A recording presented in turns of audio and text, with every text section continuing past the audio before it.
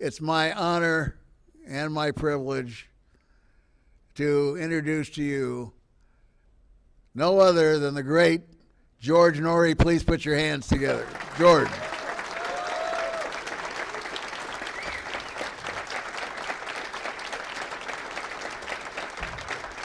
is so good to see so many people in LA who hate football. Where are you going? Come here for a sec. Yeah.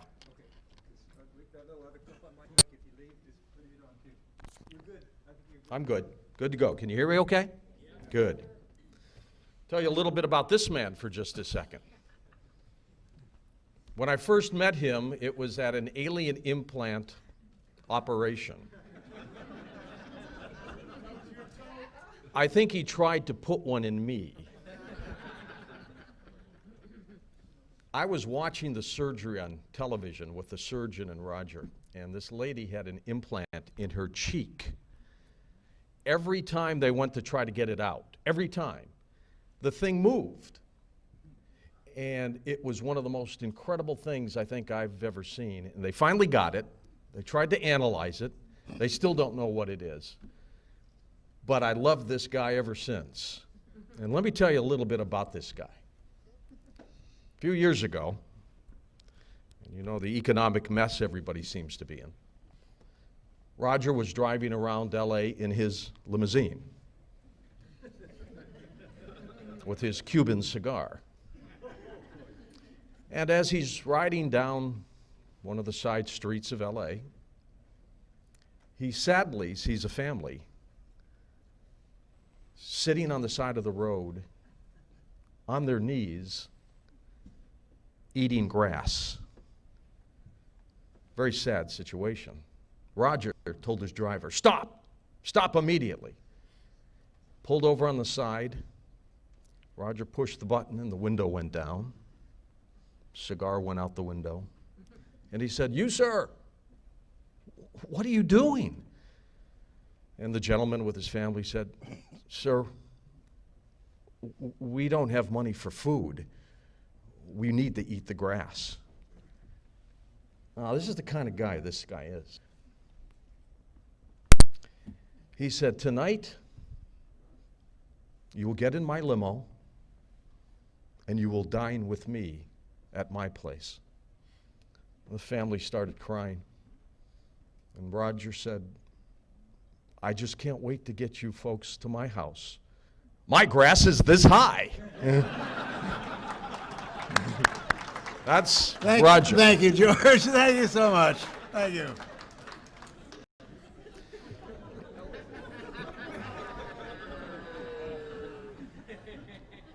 Now, of course, when I travel with our network, all right, I'll walk with it. Here, don't worry about it. I've got it. I've got it. I'm live. When I travel, and when our network travels, this is what they do. Rush Limbaugh has his own jet. Lucky Rush. Sean Hannity, I think he has maid service. Glenn Beck gets almost anything he wants. All I ask for is a little ride wherever my speaking engagement is. I'm not asking for too much, am I? So today, as I waited at the network for my ride, it didn't show up. And I'm looking at my watch and I'm going, my gosh, I've got to introduce Jordan. I've got to get here. There's no ride. Now, Tom, my line producer, you know Tom, he's the guy who's there every night with me, taking the calls in and working on the guests that I have during the news hour. And we've got our other producers in Oregon still. Well, Tom's not with us today, so we've got our assistant producer, Gina Salvati, with us. Gina, stand up for a sec. Just take a quick little bow, would you? Thank you for everything you do. So Gina said, "George, we got to get you down here." She said, "Let's just take a bus." I said, Gina, I'm not going to take a bus. She said, George, either we drive or you take a bus. So we hailed the first bus that came by, and in we went. Now, I've never been on a bus here in L.A. Honestly, I don't think I've ever been on a bus.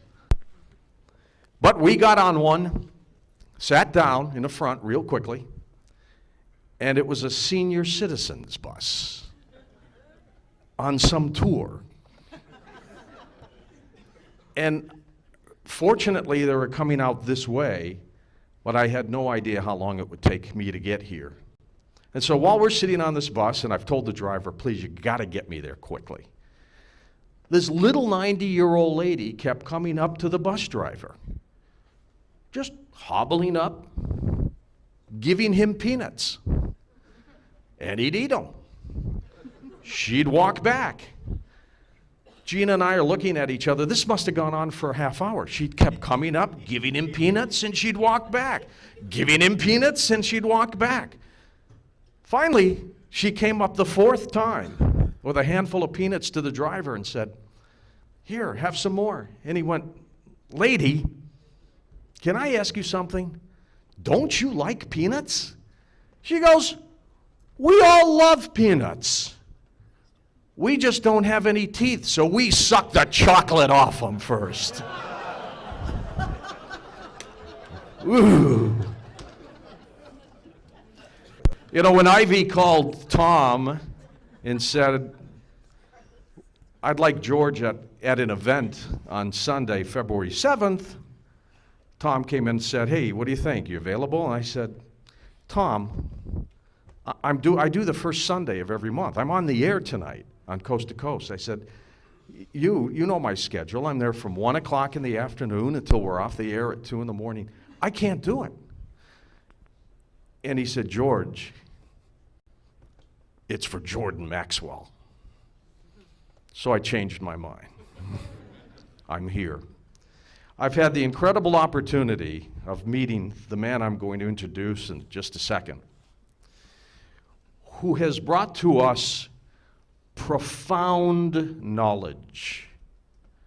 Not only does he make us think and wonder, but he also cuts to the chase of what's going on this planet with those who want to control all of us. When I first had him on as a guest, he scared the living daylights out of me. I had him on Friday night. He still scares the living daylights out of me. But over the course of the 7 or 8 years I've been interviewing Jordan, we've got a couple quick little clips that I want to share with you before I bring him up here. On one night at Coast to Coast, we were talking about the occult world, and Jordan was convinced that it's out there in full force. Let's hear that cut. The occult world is very, very, very active right now. Very. And I'm seeing it, you know, a long time ago, I brought out in one of my lectures that the way the African hunters many years ago, like 100 years ago, when the big game hunters went to Africa, they would pay the native population to spread out into a huge circle of miles around with bottles and cans, and and then at a particular moment, they would start beating on the bottles and cans and yelling and frightening the game in the bush.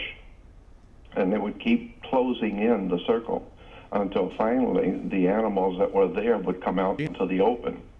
And the game hunter didn't have to go in to look for them. They're coming to you. Well, that's what's going on in the world today. The whole world is being herded into some kind of a planned pin for us, and they're banging the drums and you know, blowing up things and frightening the people. But it's all being orchestrated. The whole thing's being orchestrated by powers that be, so it doesn't surprise me. I had a chance, Jordan, to chat with Peter Joseph, the producer of Zeitgeist 1 and then Zeitgeist Addendum. Oh, yeah. And of course, as the entire planet knows right now, Zeitgeist 1 had a lot to do with you, who you are in your life. Just got an email from a old program director whom I respect greatly, who now sends information around to other broadcasters, John Rook. And, you know, he's on the Zeitgeist bandwagon as well. Pretty poignant stuff. Though, you know, you may not believe everything you see in it, because we have our own views, but, Of course. you know, he's pretty good. Joseph did a pretty good job with that series. Oh, I think so. I think the mere fact that there's well over 20 million downloads. And he didn't expect that. That's what's so strange. And I had no idea the thing was even being done until someone called me and told me about it. I didn't even know he was doing it.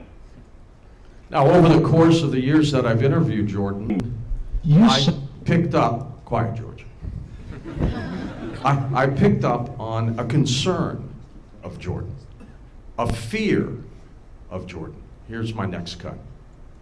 Sound concerned for us, and definitely concerned for yourself. Well, am I picking that up? No, you are absolutely right.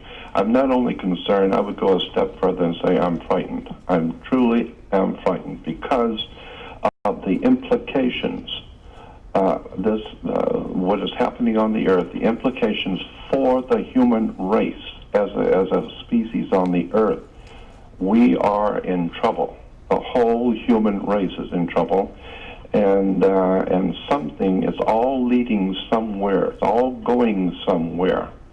And I already know what's coming. I've already been looking at this stuff for years. I know who's doing it. I know why they're doing it.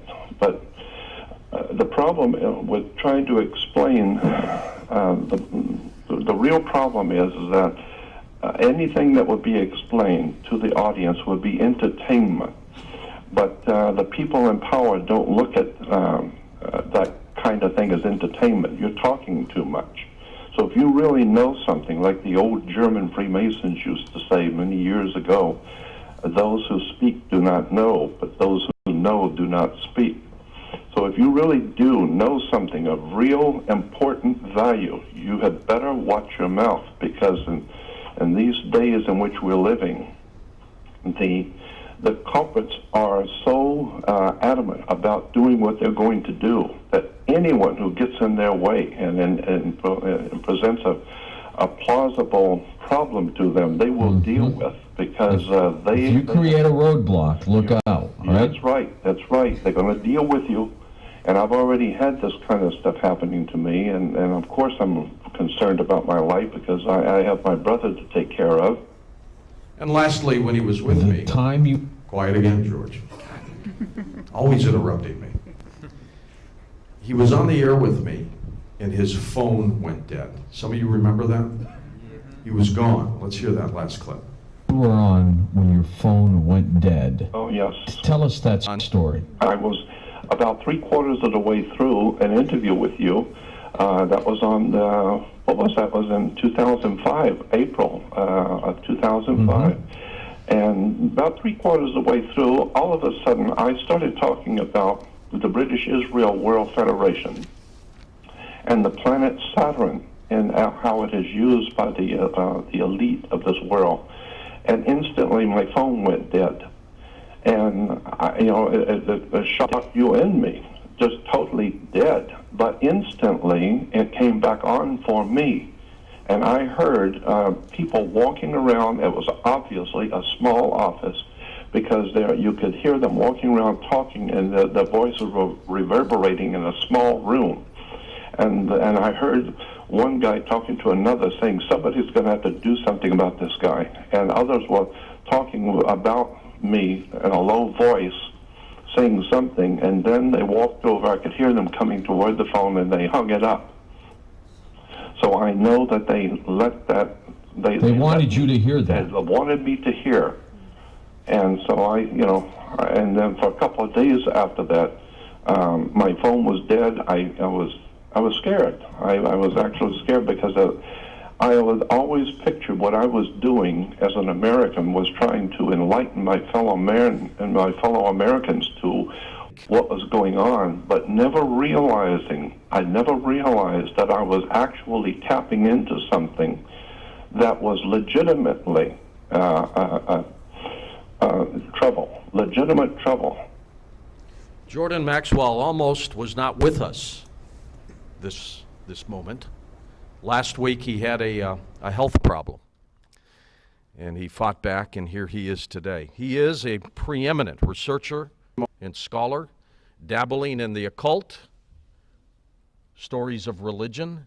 He's conducted seminars. He's had his own radio show. He's all over the map. With great pleasure, let me introduce Jordan Maxwell.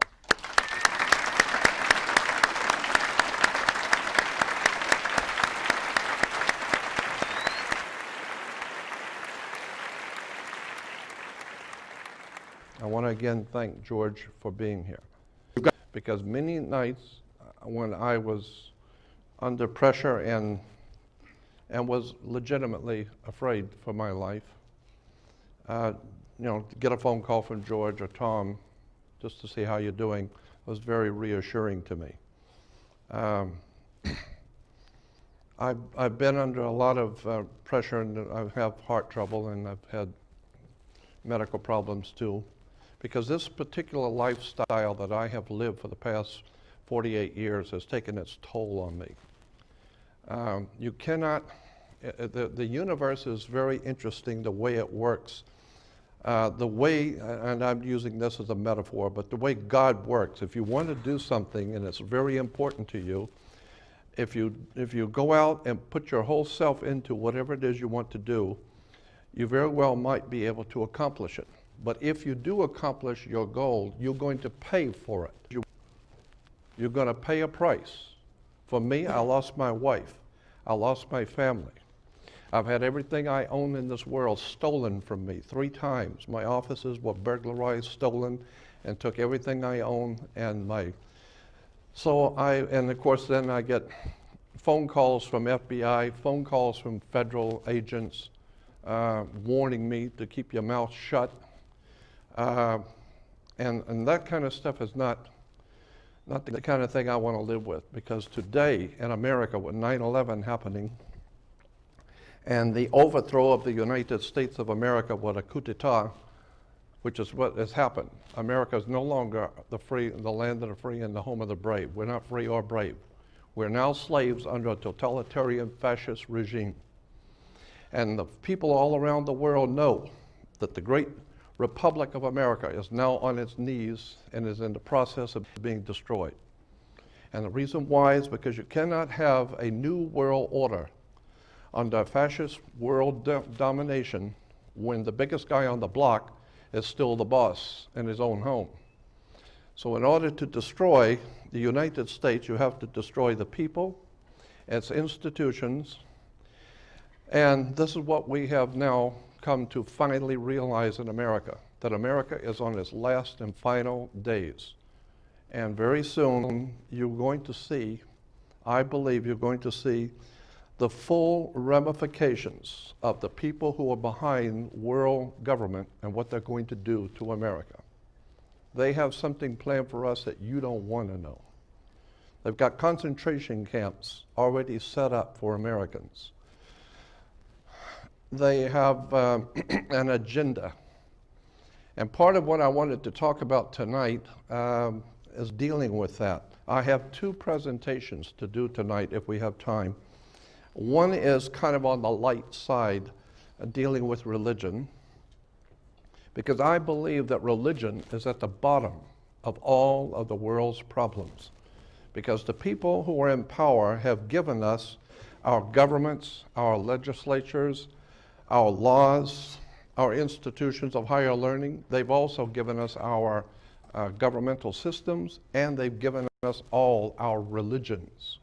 Religions come from the same people who have given you your banking system, your governmental systems, so that Judaism, Christianity, and Islam are nothing more than Masonic concoctions to entertain the masses, to entertain the people and keep them occupied.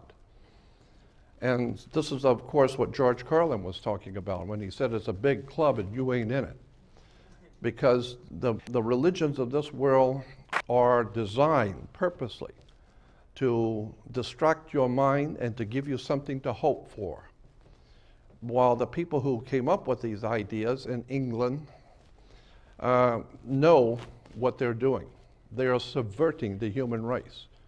What we're seeing today is the human family on the earth is being mutated. The reason why we have major wars in the world, all kinds of people have all kinds of ideas about why we have different wars and what all of these wars are all about. Wars are for one reason only, and that is to guide the human race. To guide the human race into a particular realm of thinking. Because if you have peace around the earth, everybody would get together and do things together, but that's not what the masters who own us, who think that they own us, want. So they create wars, which then feeds violence, it feeds pornography, it feeds all kinds of debasement in the human being, and therefore they're dropping down and mutating the human family and rebuilding us through video games and through television, propaganda, etc. So it's a very, very serious thing which is now facing the earth. And most of the people in the world today have no idea in the world what's going on and how this stuff really works. I was fascinated to learn how government works. One of the nice things about my life is that I've been able to meet a lot of very interesting people. And when I discovered how government really works, I was amazed at how commerce, government, religion, all work together, and everything is well planned out. And so until and unless the people of America and the people of the world awaken to how this stuff really works, we are a doomed species. Because we're being fed propaganda and lies and mistruths, and it's very frightening because I know where we're being led. So I wanted to talk tonight about religion and government. And Moses was the great lawgiver, we're told. When you find out that, and it won't take very long if you start doing some research on your own, you'll find out that Christianity and Judaism and Islam, the three of those three religions are referred to as the people of the book, because all three rely on a book for their religious teachings. The Quran, the Bible, and the New Testament. I believe the New Testament is a metaphor, and I'm going to give some lectures on that later. But Judaism today is actually Hinduism. It's connected through the ancient Hindus, many of their teachings called Brahmanism. And you put an A in front of Brahma, it becomes Abrahma or Abraham. And so this whole religious thing about Abraham, Isaac, and Jacob, all of this stuff is Hinduism. And when you find out how the old ancient Phoenician Canaanites were the bankers, the politicians in the Middle East, they picked up on the old Hindu stuff and a lot of the teachings coming out of Egypt and fashioned a new religion called Judaism. And out of Judaism comes Christianity. So much of Christianity and Judaism is based on the Old Testament and Moses in particular. Moses and Abraham were two very big names in the old Jewish tradition. And so when you begin to look at the history of the scriptures and the history of the Old and New Testament, you will begin to see for the first time that the stories in the Old Testament have been misrepresented. And two of the most famous archaeologists in all of Israel today, the top two archaeologists in Israel today, have written a book called Unearthing the Bible. And in it, they said that none of the stories in the Old Testament are actual historical facts. And that, in fact, in point of fact, there was no ancient Israel. There was no ancient Israel. So all of this talk about the ancient people of Israel, there was no ancient Israel. It didn't exist. There were Canaanites. And in the Bible, we hear about the Canaanites, but the Canaanites were the people that we today call the Hebrew people. So Canaanite religion is today referred to as Judaism, yes. All you do is this right here, just to go forward, like here.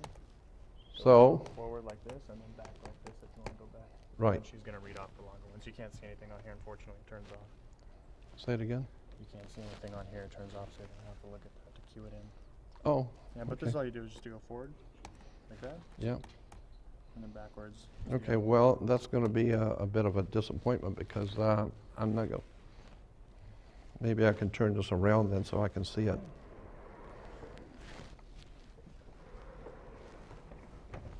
Something like that. I guess that's about as good as we can do.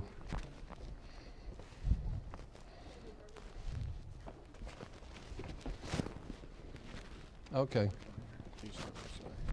That's your forward, and this is your backwards. right, okay. Good deal? I think so. Okay, Moses is the basis for the law. And in America, that's what we are, we've been told so often that America is a land of laws. We are a nation ruled by law. Well, in point of fact, that's not true. America is not a nation of laws. America is probably the most lawless nation on the earth. America's laws are decided each day by those who are in power, and whatever they say the law is today, that's what the law is. And if they say it's different tomorrow, that's what the law is. So there is no law in America. America is a lawless nation, and we are heading into a lawless time in the world where only violence and revolution and bloodshed is going to settle anything because there are no laws. But I think it's interesting for both Jews, Christians, and Islam to realize something about Moses and the law. So, he's the lawgiver. And we're told that he was given the law from God. He comes down from the mountain.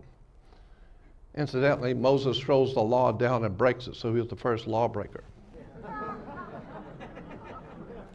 And the Ten Commandments that we supposedly were on those tablets. The Ten Commandments were copied from something in Egypt called the 12 Negative Confessions. Called 12 Negative Confessions. You can look it up in any encyclopedia on Egyptology, on Egypt, and you will see that the 12 Negative Confessions were transposed and became known as the Ten Commandments. So the very Ten Commandments were Egyptian.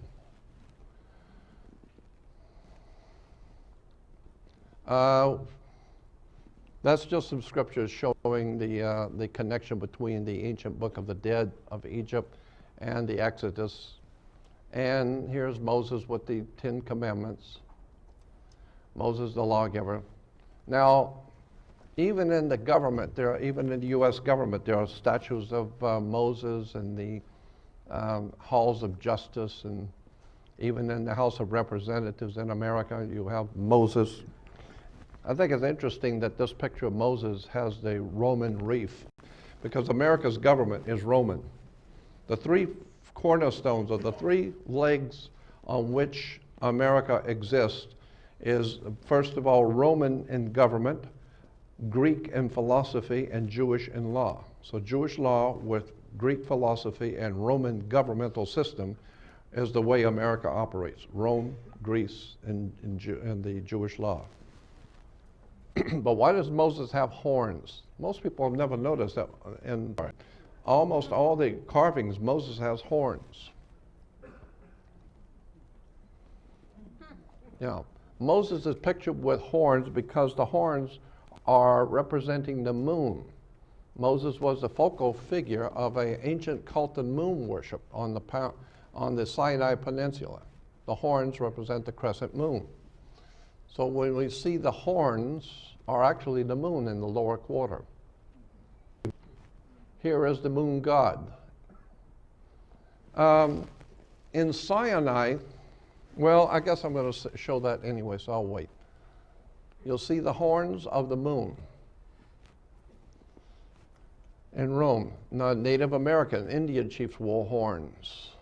The Vikings, Native Americans and the Vikings wore horns because the Native Americans always counted their days from sundown to sundown. So they, you would hear the American Indians talk about many moons have passed. They didn't keep track of the day by the sun because that was Christian, sun worship. So the Native Americans, like the Vikings, were moon worshipers. So they counted their day from sundown to sundown, just as the Jews do today, from sundown to sundown, because that's when the moon comes out. So the horns were the horns of the lunar horns of the moon. And a lot of the old coins and carvings in the ancient world show the hands raised as they were worshiping the moon god. In Egypt, and of course in Islam, Islamic religion is a very interesting combination of moon worship and Saturn worship and Venus worship. Venus is very big in the Islamic religion. Here it is in the Vatican. You'll see the crescent moon. So the moon cult. Oh, and I was just showing that if you go to Google and put in moon god Sin, because the name of the moon god in Arabia was, his name was called Sin. And so if you look up the word Sin or Allah, it will tell you that Allah in Islam is actually the moon god Sin, S-I-N. And Ai in the ancient language was a mountain.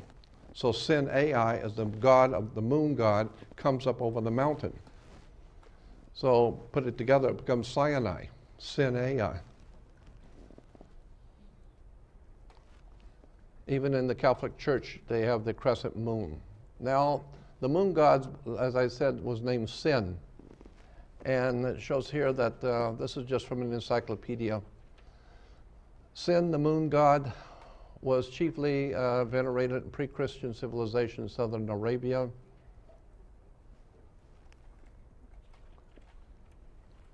If Moses climbed Mount Sinai to meet the resident God, then the God he met there would have been the moon god Sin, who had been enthroned on that mountain since the rise of Samaria. Sin gave his name to the whole Sinai Peninsula. So the moon god's name was Sin. And moon worship has been big all over the Middle East. And you'll see moon god virtually everywhere in the Middle East. And then we get to this article points out that the original Yahweh was only another form of this primitive lunar deity of Arabia. So Yahweh of the Hebrew religion was actually Sin Ai. And this is why, even in Israel today, they do not spell synagogue S-Y-N. In Israel, they spell it S-I-N, because synagogue was the house of worship of the god Sin. Synagogue. And here in Israel, you'll see another synagogue and blow it up, and it's S-I-N. So synagogue comes from the early worship of the moon god Sin.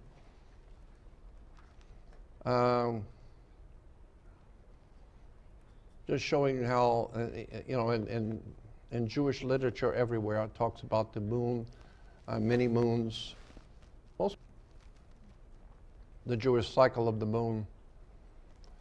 And so the point I'm making here is it's very important to realize that Moses represented a moon cult.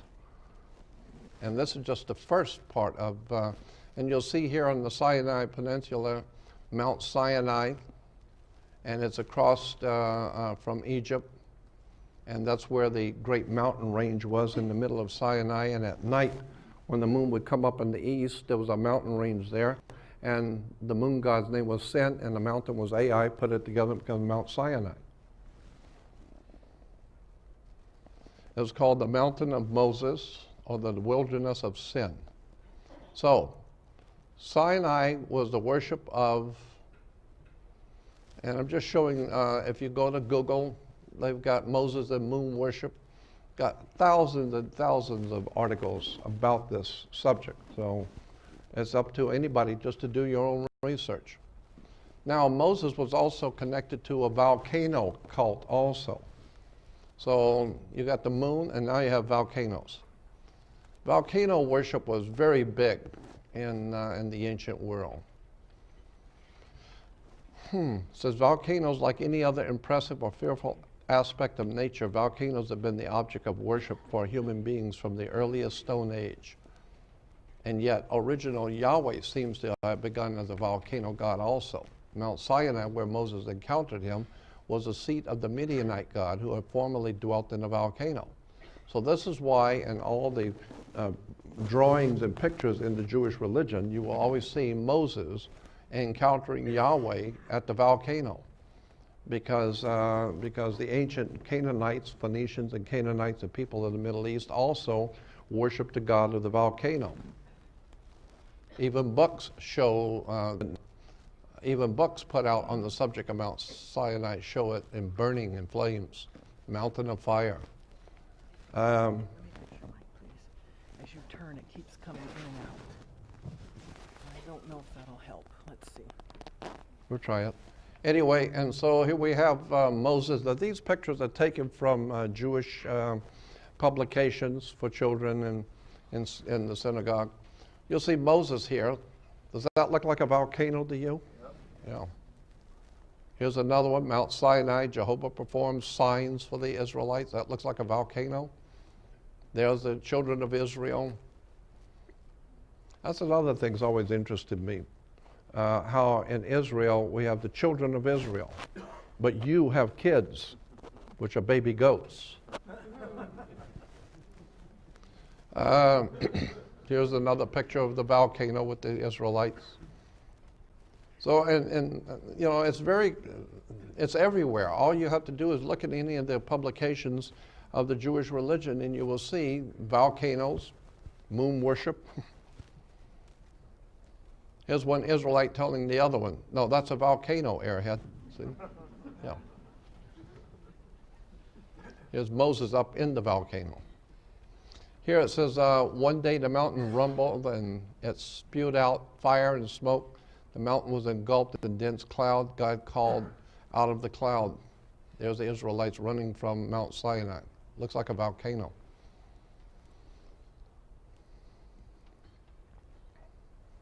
And here's a mountain named Sinai, and does that look like a volcano? Now here in the Encyclopedia Judicum, there was a page showing some of the symbols for the different feast days. And the feast day at the bottom was the feast of the giving of the law. This is from the Encyclopedia Judicum. Here's the feast day of the giving of the law. Does that look like a volcano to you? Yeah.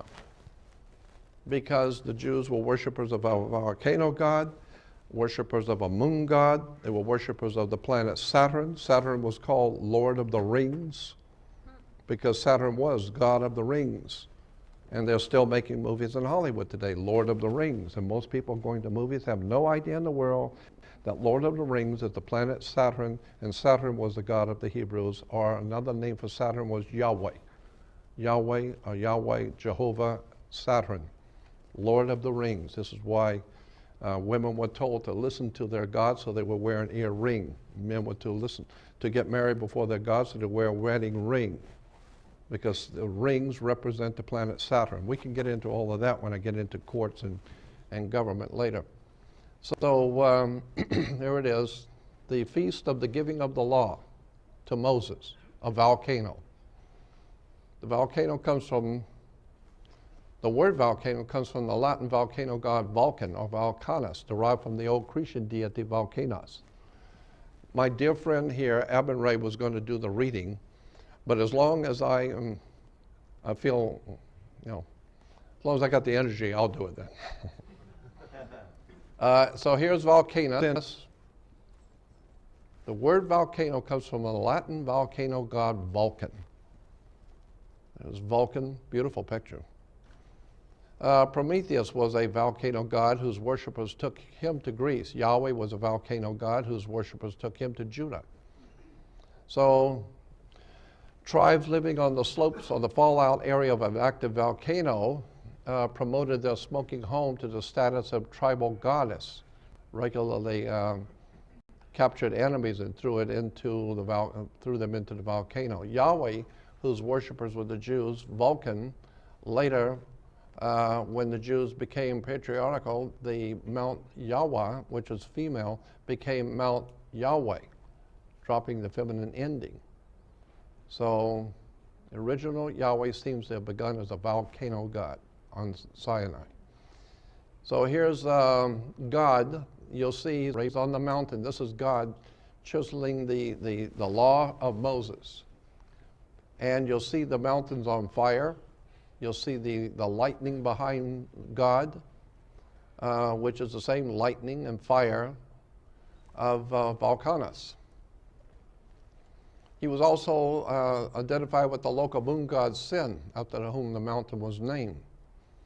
The appearance of Yahweh as a pillar of cloud by day and a pillar of fire by night certainly suggests a volcano spirit. And in the Bible, in the book of Exodus, it says, "Then the Lord went before them by day in a pillar of cloud and led them the way, and by night in a pillar of fire to give them light to go by." So he took not away the pillar of cloud by day and the pillar of fire by night. So we're told in the old Hebrew scriptures that God appeared to the old ancient Israelites as a pillar of fire at night and a pillar of cloud by day, so that they would know Jehovah that was there with them.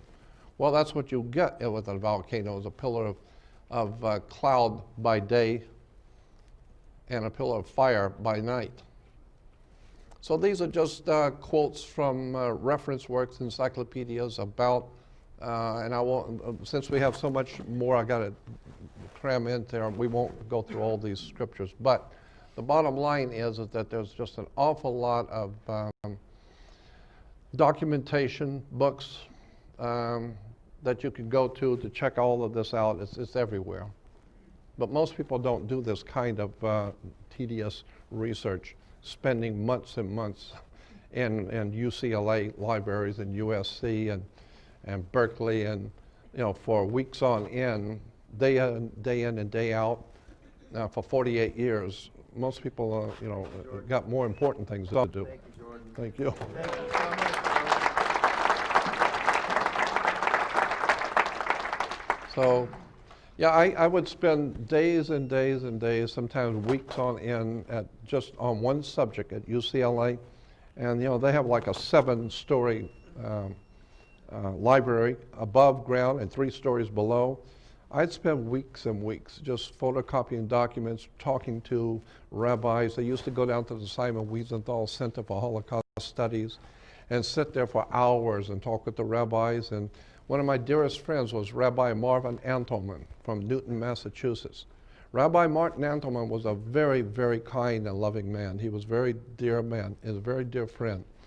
And at the time, he was a president of something called the American Rabbinical Association. So he was a very highly placed rabbi. And this is back in the early 60s. And Rabbi Antelman and I used to sit and talk about religion, philosophy, governments, war, and the whole state, which we call Israel. You'd be surprised at the stuff that the rabbis actually know. They're not telling you.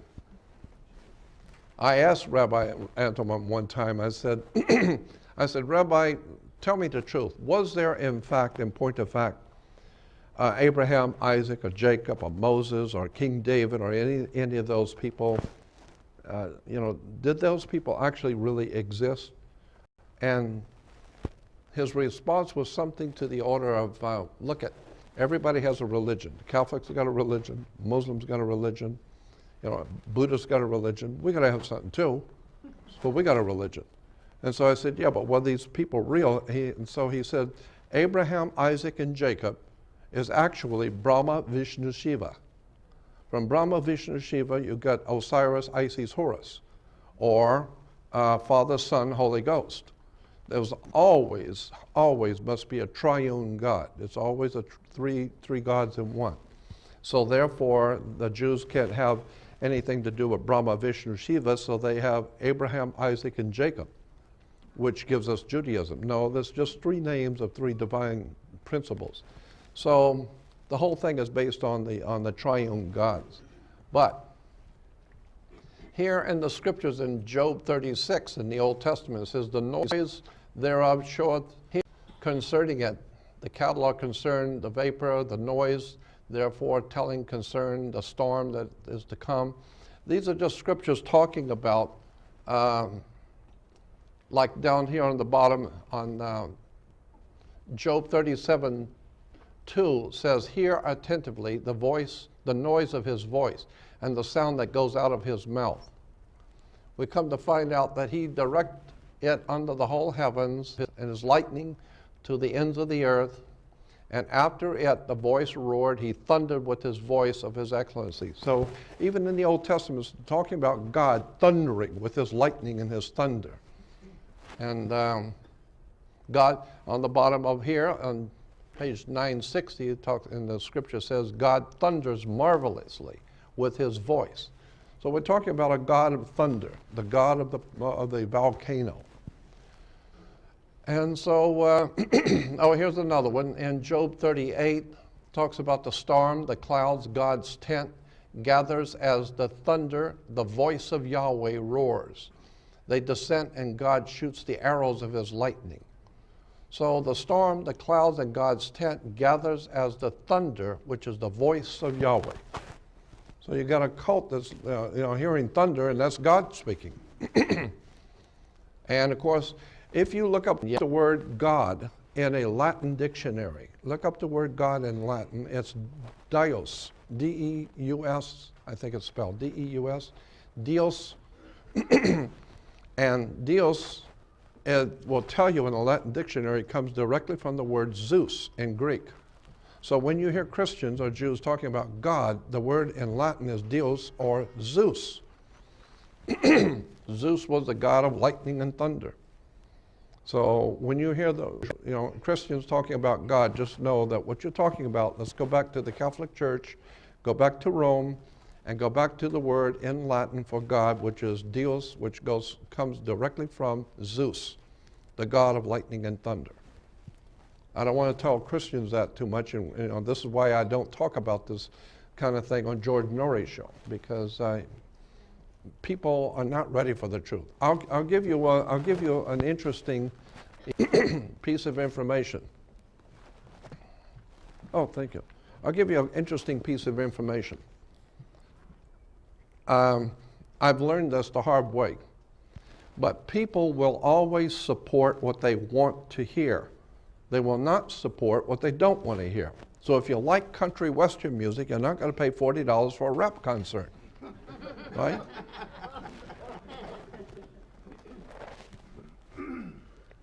So people will always support financially and every other way what they want to hear. They will not support what they don't want to hear. And the one thing around the world, generally speaking, that people do not want to hear is the truth. That's the one thing they don't want to hear. They would much rather hear goofballs on television, like on TBN, dancing around with their little effeminate haircuts and their diamond rings, falling on the stage, spitting on each other, falling back on the stage, and doing all of these silly things that are a mockery to human race. But people will pay big money because it makes them feel good. Because the Lord, which is spelled L-A-R-D in English dictionary, look up the word L-O-R-D in the Oxford Dictionary of the English language. It's a huge voluminous set of books called the Oxford Dictionary of the English language. It's an incredible set to have. And it's every word that's ever been used in English and where that word comes from. And it's got like a page or two on every single word, where it came from, what it meant, how it's evolved over the centuries. And in the Oxford Dictionary of the English language, it will tell you that, all of these things I've been telling you. Zeus is God, and Deus is Zeus.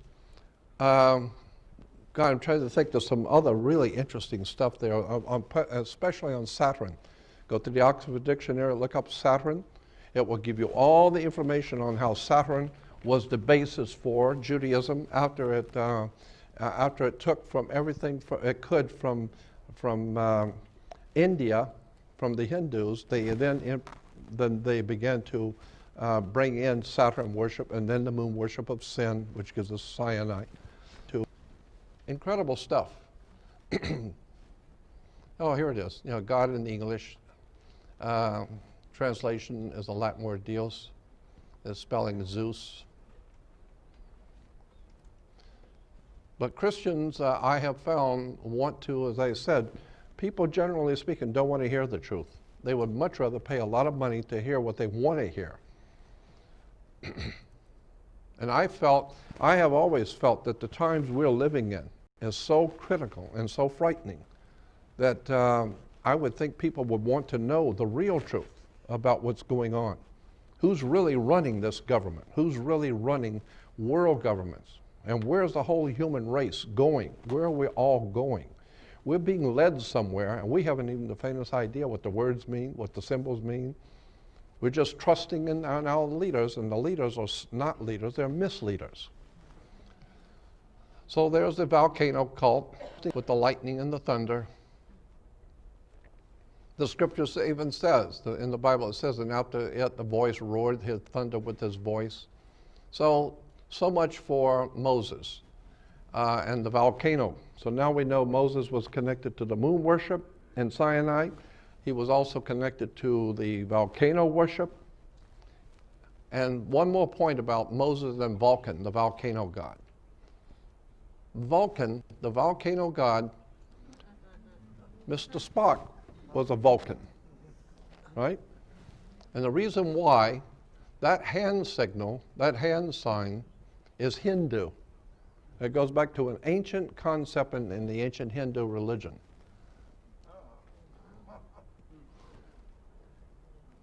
Now, in the Bible, a lot of books on the Bible will show you that hand sign is actually called the benediction symbol.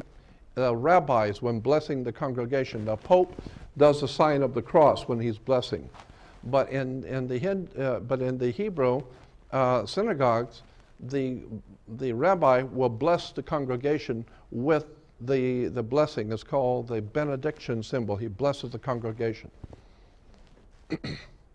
Here you will see the Pentateuch crown with the hands raised in a priestly blessing. Here, indeed, the Lord is high, yet he looks upon the lowly.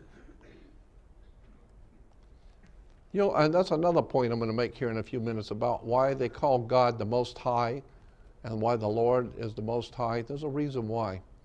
Here in the synagogue in downtown Los Angeles, you will see the rabbi giving the benediction symbol. So you'll find it everywhere. Here is a rabbi blessing the congregation. So this is a benediction symbol of Vulcan, the volcano god. But where does this hand sign come from? It goes back to the goat god, the split hoof of a goat.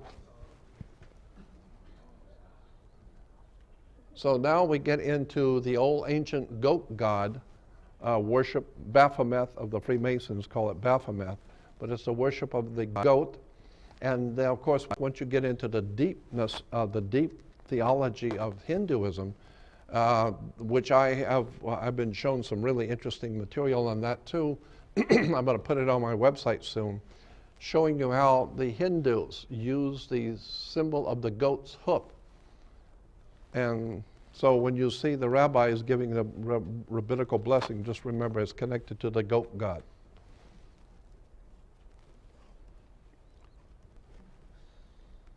Goat worship. Incidentally, I don't know if you know this or not, but it's very important.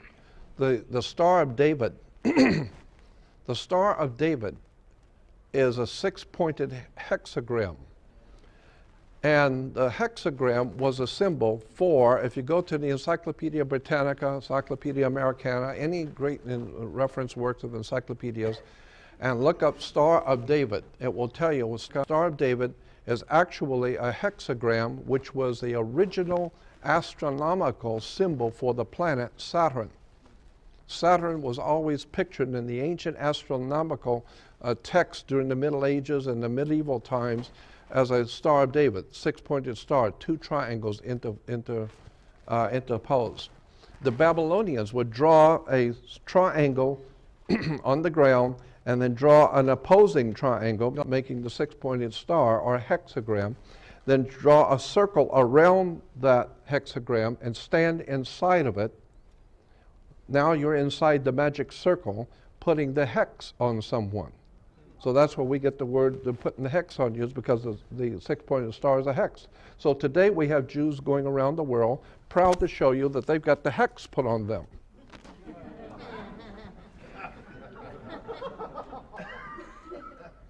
Here's the goat worship.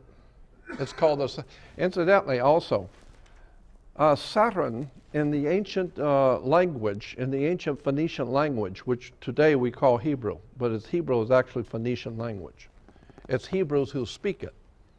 So Hebrews who speak the Phoenician language, we call the language Hebrew. No, it's not Hebrew. It's a Phoenician language, but the Hebrews speak it.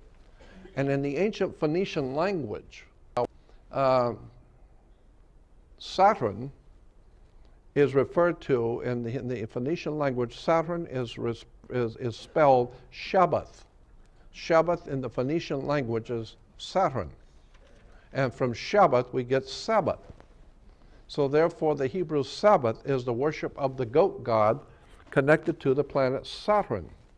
And that's why the Hebrews have their holy days or Sabbath on sundown Friday night to sundown Saturday night, because that's Saturn, or Saturn's day, or Saturday.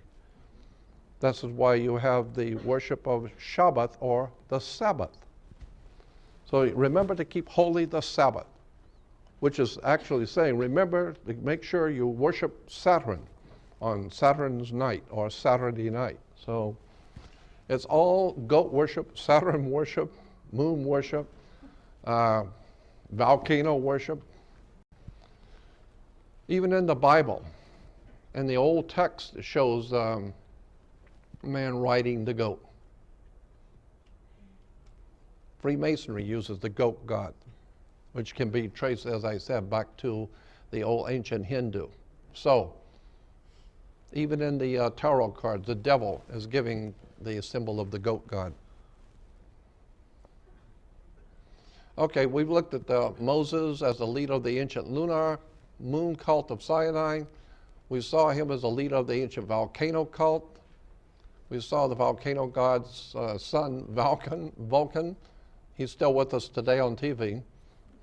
Examine another side of Moses and the mushrooms. We're told that Moses led the children of Israel out into the wilderness, and they were given manna from heaven to live on, the manna from heaven. And so we have pictures of the children of Israel picking up manna from heaven. Now, manna is a Hebrew word, or Phoenician word, which we call Hebrew. Manna is a word which means, what is that? Because the word manna simply means, what is it? So whatever it was they were picking up off the ground, they don't know what it is, but you can eat it. So in the Bible it says manna means, what is it? Well, first of all, it was small, it was round, flaky, white, hard, and it actually came from heaven. Obviously it came from heaven. So what is a small, round, white thing? They're picking up small, round, white thing on the earth to eat. Well, you go back to Exodus again, and again it says, and when this is when the first time we hear about the manna from heaven is in the book of Exodus in the Old Testament, Exodus 16, 14. And it says, and when the dew that lay on the ground in the morning, behold, upon the face of the wilderness there was lay a small round thing. And when the children of Israel saw it, they said to one another, it is manna, for they did not know what it was. And so Moses said unto them, this is the bread which the Lord has given you to eat. So we see on the right-hand side, it is manna, meaning what is it? Well, whatever it is small, round, and it's on the ground after the dew in the morning. And they would go out and pick up these little small round things. Well, once you start getting into the words and talking with the rabbis at Solomon Wiesenthal's Center for Holocaust Studies and Rabbi Antelman and all the other the authorities that I've sat and talked with for hours, it finally dawns on you what they're doing is they're picking up mushrooms. These are old drawings from the Middle Ages. The dew had gone up in the morning and small round things, white, were being picked up. They're picking up mushrooms. And as I said, a small round white thing. So they're eating mushrooms. The small round thing in the morning. What is that? Here it is. The sacred mushroom, key to the door of eternity. The search for the secret plant of the ancients, used to send the mind to another world and into the future, by Andrei Puharich. Andrei Puharich was an incredible man. Has done a lot of research on ancient religions and mushrooms. And, as I said, even down on the bottom, the Hindus were into mushrooms. Immortal soma. Soma is another word for mushroom. The history of the magic mushroom is known the world over. It was called the food of the gods. Many, many books on this subject, a lot of them written by religious philosophers and teachers, showing that the mushrooms were what the ancient Israelites were on. They were on mushrooms. Yeah. That's what it is. That's what it says. Small round thing you pick up in the morning. And it was obviously from heaven. Because you could talk to God. Well, hell, of course, you could talk to God. So here's Moses was high on drugs, Israel researchers.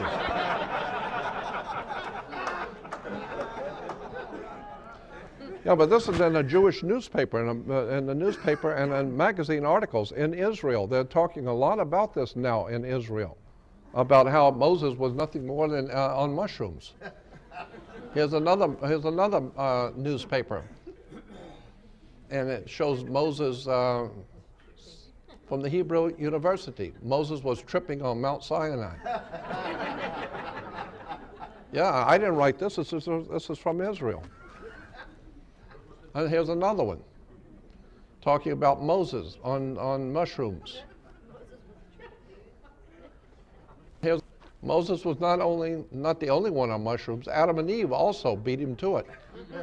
So the catacombs in France and in the ancient churches were pictures of Adam and Eve in the Garden of Eden, and you'll see it's Adam and Eve are at a mushroom. This is what the Christians have no idea in the world, that Adam and Eve were always pictured with mushrooms. A Christian fresco showing Amanita muscara as the tree of God and the evil in the Garden of Eden. There's Adam and Eve at the tree of life, the tree of knowledge of good and evil, the mushroom. Here it is in the church, same thing. Here's a reproduction, another painting of it.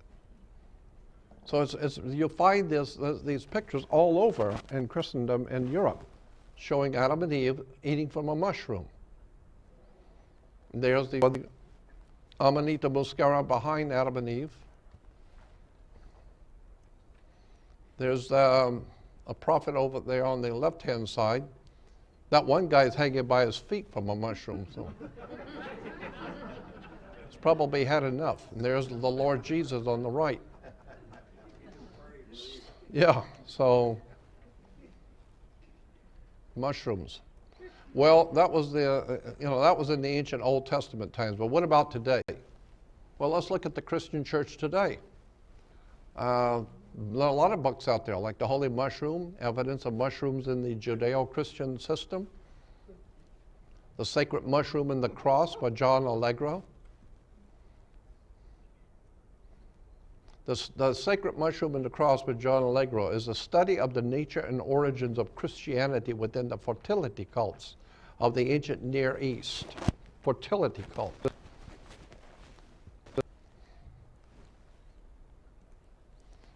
Here is a beautiful painting, but the top ones shows Jesus with mushrooms beneath him, presiding over mushrooms, feeding the apostles mushrooms.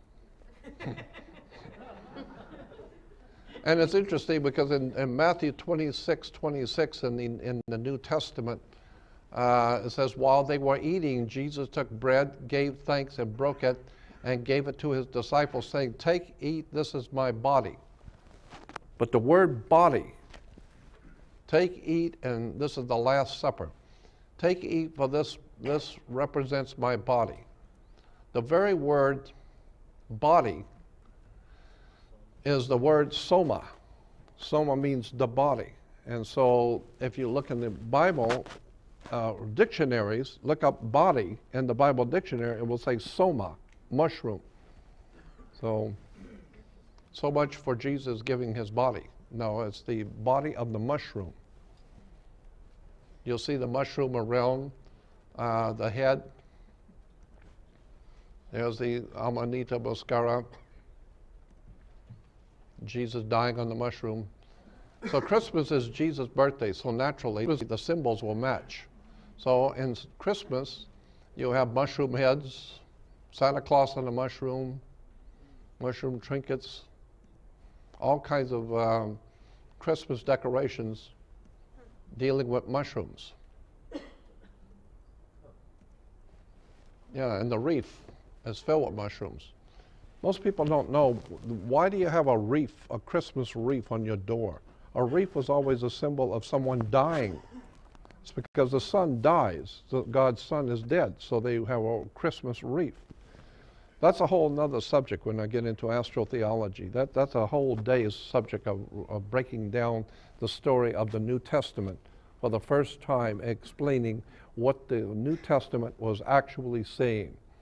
When you find out the symbolism and the words and the terms of the New Testament and what the story really was, it was called astrotheology. It's an encoded story. So the story of Jesus is an encoded story. We hear about Bible codes all the time, but there's another code which most people have no idea about, and that's the story of Jesus in the New Testament is an encoded story. And so once you have for the first time see what the symbols mean, what the words meant, then you begin to understand what the story is all about. It's a symbolic story, and most people have no idea of what they're looking at. And so they're taking the New Testament as historical fact, when in point of fact, the New Testament is a metaphor. It's a symbolic story. And if you don't know the symbols, you're never going to figure out what the symbolic story that's encoded in it. Very interesting stuff when you get into the real story of Jesus. Again, mushrooms are always in the Middle East and even in Europe, always connected to the mushroom. Santa Claus, the mushroom. Incidentally, too, Santa, S-A-N-T-A, S-A-N-T-A, you can interpose the A and the T and it becomes Satan, S-A-N, S-A-T-A-N. So in conclusion, we see that Moses and the manna from heaven that the Hebrews are picking was mushrooms. And with this knowledge, we can see the logic of the headdress. All the high priests in the Middle East, their headdress was always a mushroom. Mushroom heads. Yeah. Today, I mean, is that a mushroom, the upside down mushroom? Now here's a mushroom head.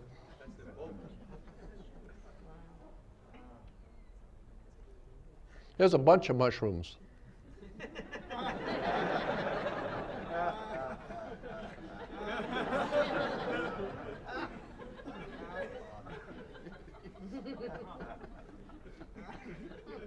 That one chump on the left looked like he's been on it for a while.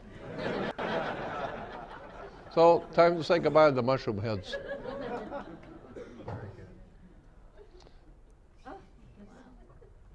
So, you know, Judaism is connected to mushrooms. So much for the law of Moses.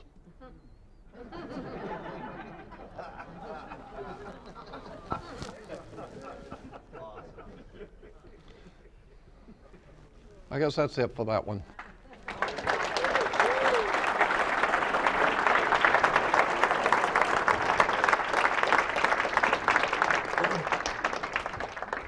The reason I'm dealing with this subject in public is because it has become apparent to me that this is an idea whose time has come to tell the people the truth.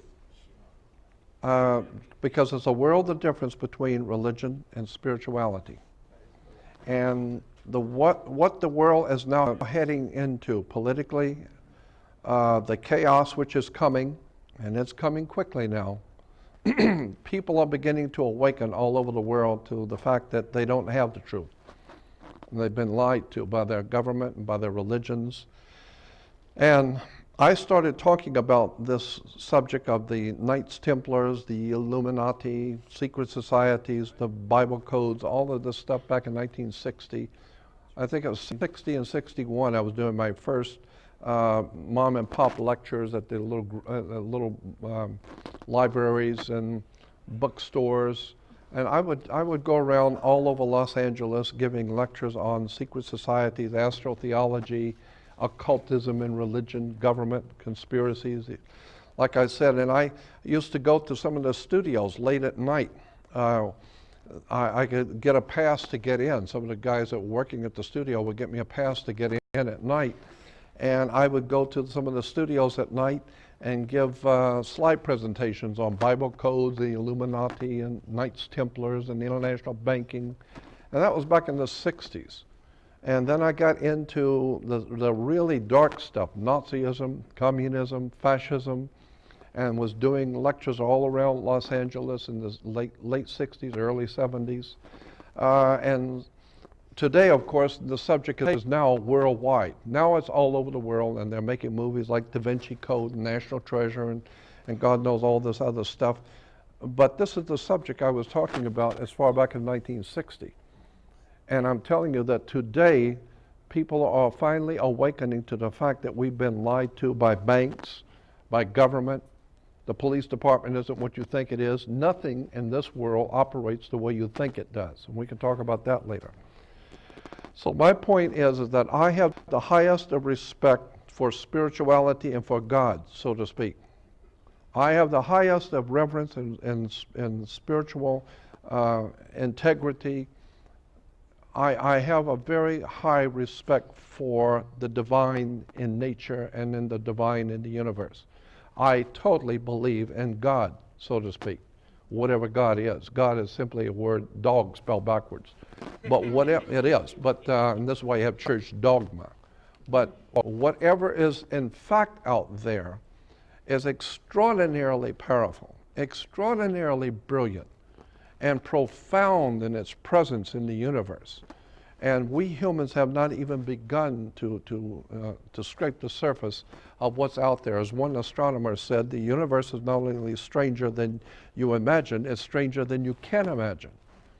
So I want to express this so you understand. I have the highest of respect for what we have commonly called God. I am totally convinced that there is a higher force in the universe, a matrix of power that is far, far more brilliant and powerful than anything we have ever contemplated. But I think it's an idea whose time has come to explain to people that your religions are based on the old Masonic orders coming out of the Middle East, the Knights Templars. The people we call the international bankers were actually Knights Templars and the Knights of Malta, coming out of the Catholic Church, coming into Europe and ultimately into America. And so I have no respect for religion whatsoever. I think it's fascinating to watch how people will believe things and not do any research and find out where these belief systems have come from. This is why Christians are referred to as believers. You know, if you go to a new church, they'll ask you, how long have you been a believer? Believer? I want to know something, for God's sake. You don't need to believe. Go get a book and read and study and find out what it is that you are believing. Because when you find out that, and I think it's important because the Christians have the idea, and it's also expressed in Judaism and in Islam, that when you die, you're going to go before God and you're going to be judged. Well, if that's true, then I would suggest all Christians and Jews and Muslims should begin to start thinking seriously about what you're going to say when on the other side, when you die. If you're going to go before God as a judge, if that's what's going to happen, then you have better start thinking deeply about what you're going to say when you're made to look like an ass in front of everybody.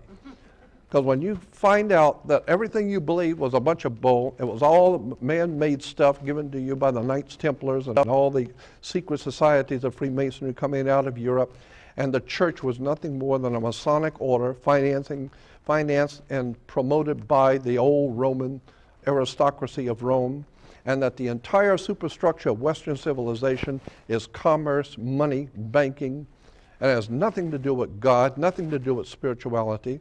Moses was into mushrooms and volcanoes. So I'm just saying we need to wake up and start doing some research on what is life. Where did we come from? What is God? Because if we don't, the whole human race is going to be raped. We are seeing it today. We are nothing more than a human resource. That's all we are. And we need to wake up and take back our spirituality, and you're never going to do it if you're hanging around in churches and synagogues and mosques. That's not where the truth is. The truth is like they said on television, the truth's out there. So I want you to understand, I am not criticizing spirituality of God. I'm criticizing corporate religions. I think I've had enough of it. Thank you.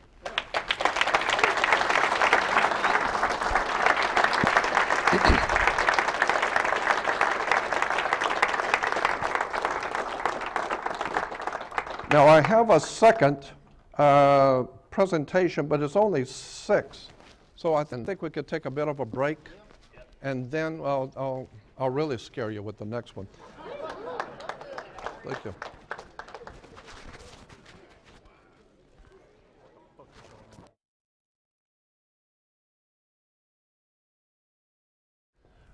Where we've been, where we are, and where we're going.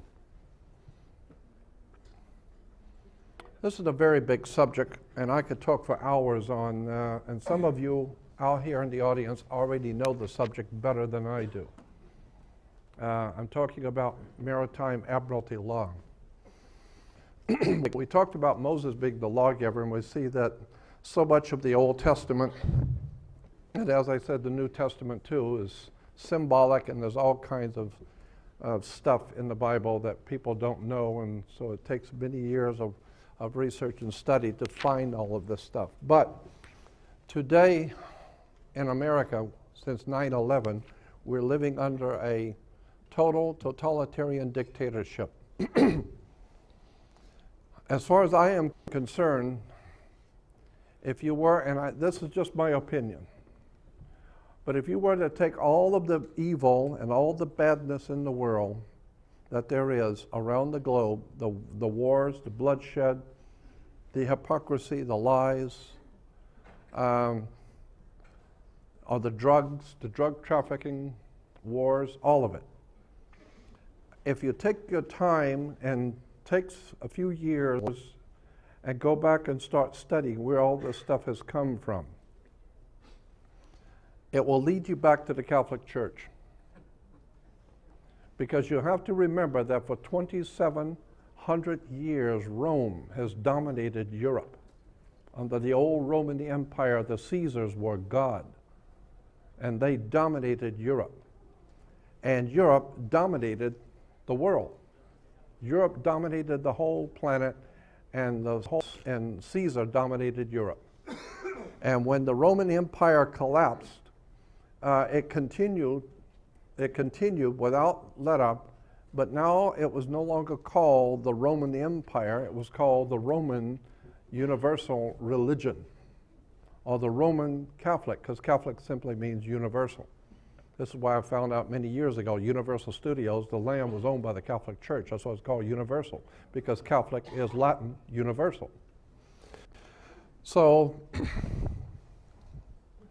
I believe that the Catholic Church, my mother was Catholic, my whole family were Catholic, all of my family were Catholic. My poor mother, who's gone, my father, and my family were all Catholic. So I'm not criticizing the Catholic people. I'm talking about a corporation that was been in power for like 1,600 years. The Vatican has dominated Europe, and for 1,600 years, Europe has dominated the world. And so if you take the time to do the research, you will find that all of the stuff that's going on the earth today, all roads lead to Rome. The underworld, drug trafficking, meddling cartels out of South America, Central America, the drug cartels, Mexico and Central and South America are Catholic. So you better look at the church and find out what's really going on in Rome and who the Pope really is. And Pope comes from a Latin word, papa. Pope is papa. And papa is a door, because your papa was the door to life. So that's why you call him papa. Papa is also Pope, comes from papa. But so papa is a door, but you can't open a door without a hinge. So in Latin, a hinge is called a cardinal. And so it's like a cardinal point on a map, a cardinal point on the zodiac. Cardinal is a hinge. And so the cardinals are the hinges for Papa to open the door to the Babylonian mysteries of Dagon, to the world. So the Catholic Church is opening the doors, the Pope is opening the doors to the Babylonian mysteries of Dagon. And when you find out what Rome really is and how it is a continuation of the Roman Empire, and that Caesar, under the ancient Roman system, Caesar was called Pontifex Maximus, or the great bridge builder. Well, today that is the term that is given now to the Pope, Pontifex Maximus, the great bridge builder. Bridge builder being because he builds bridges to other nations. Takes over this country, that country, and takes over here. And so he's building bridges to the whole world. The bridge builder, Pontifex Maximus, the Holy Father. And let me tell you one thing for damn sure, there is nothing holy in Rome. There ain't never been nothing holy in Rome. We're talking about Caesar. We're talking about pure power, the power of the sword. And so there's nothing holy in Rome. There ain't never been nothing holy in Israel, ever.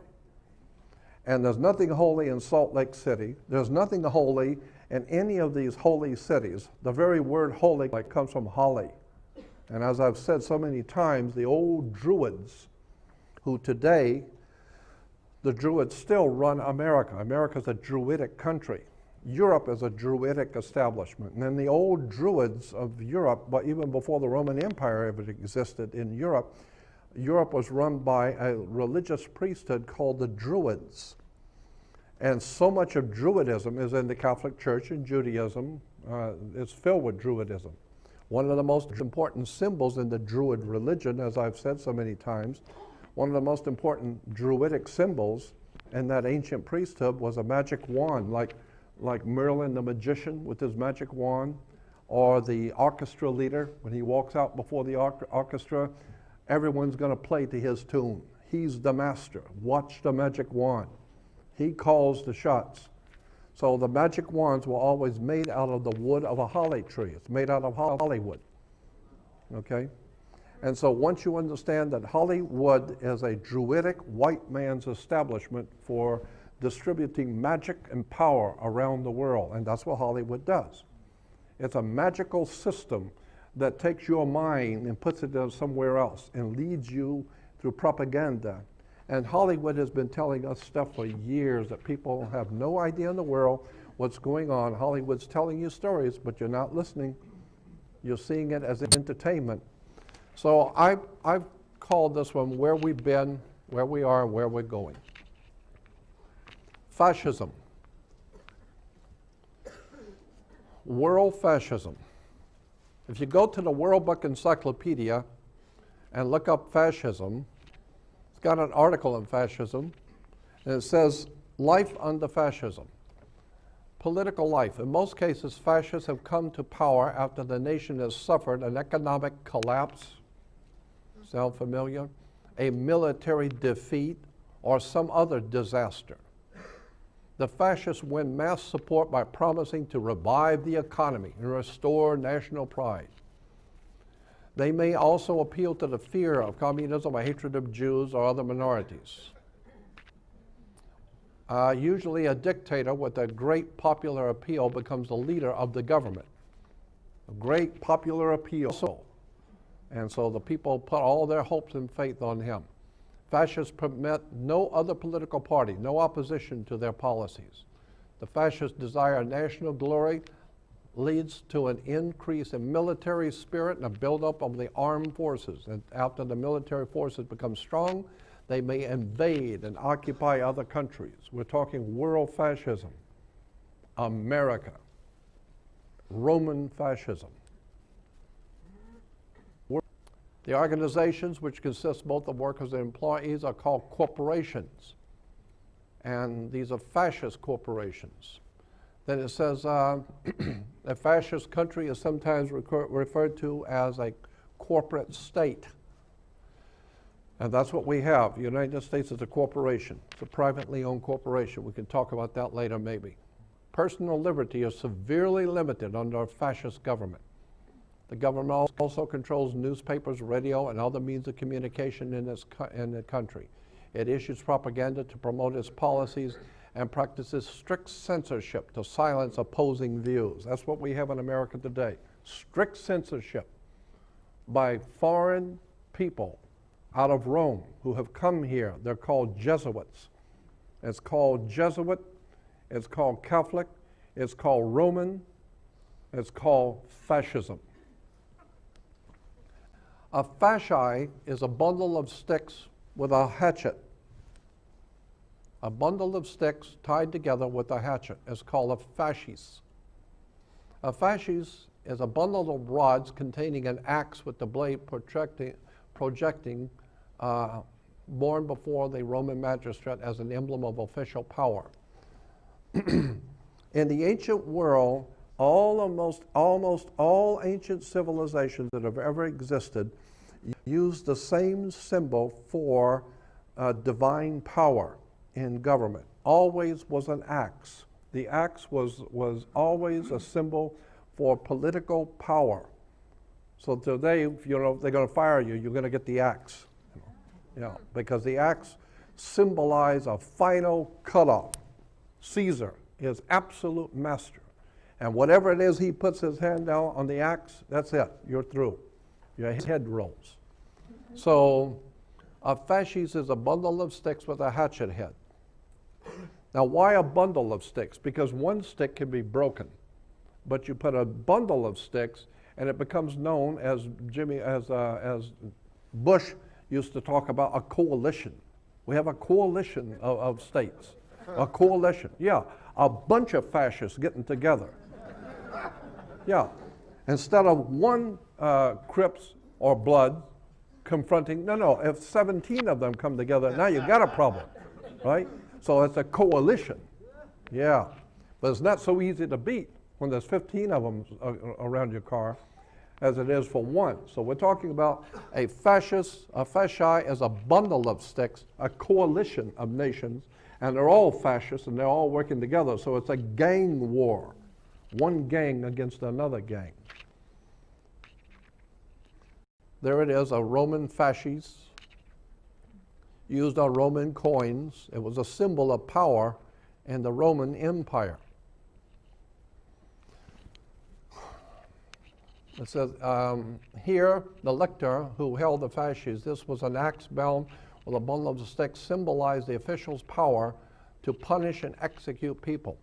All he's got to do is say, this guy's head goes off, and he's God. He is Caesar, and that's it.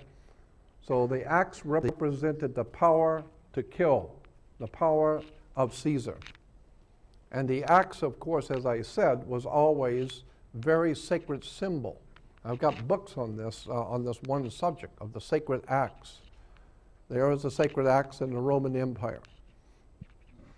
Here's another symbol of the fasci from Rome. So you'll find the fasci all over in World War II. Yeah, here's Goofies today playing like Caesar, and they're carrying the fasci and have no idea in the world what that symbol represents. It's the most reprehensible, in my opinion, most reprehensive, filthiest, and degenerate symbol for giving one man the power over a whole nation to kill whoever he chooses to and do whatever he wants with the people. That's fascism. And that's why in Washington, D.C., you will always see on each side of the president fascis. Absolute, total Roman fascism, totalitarian Roman state. And anybody that don't like it is going to prison. They'll find a misplaced comma on your income tax and you will go to jail.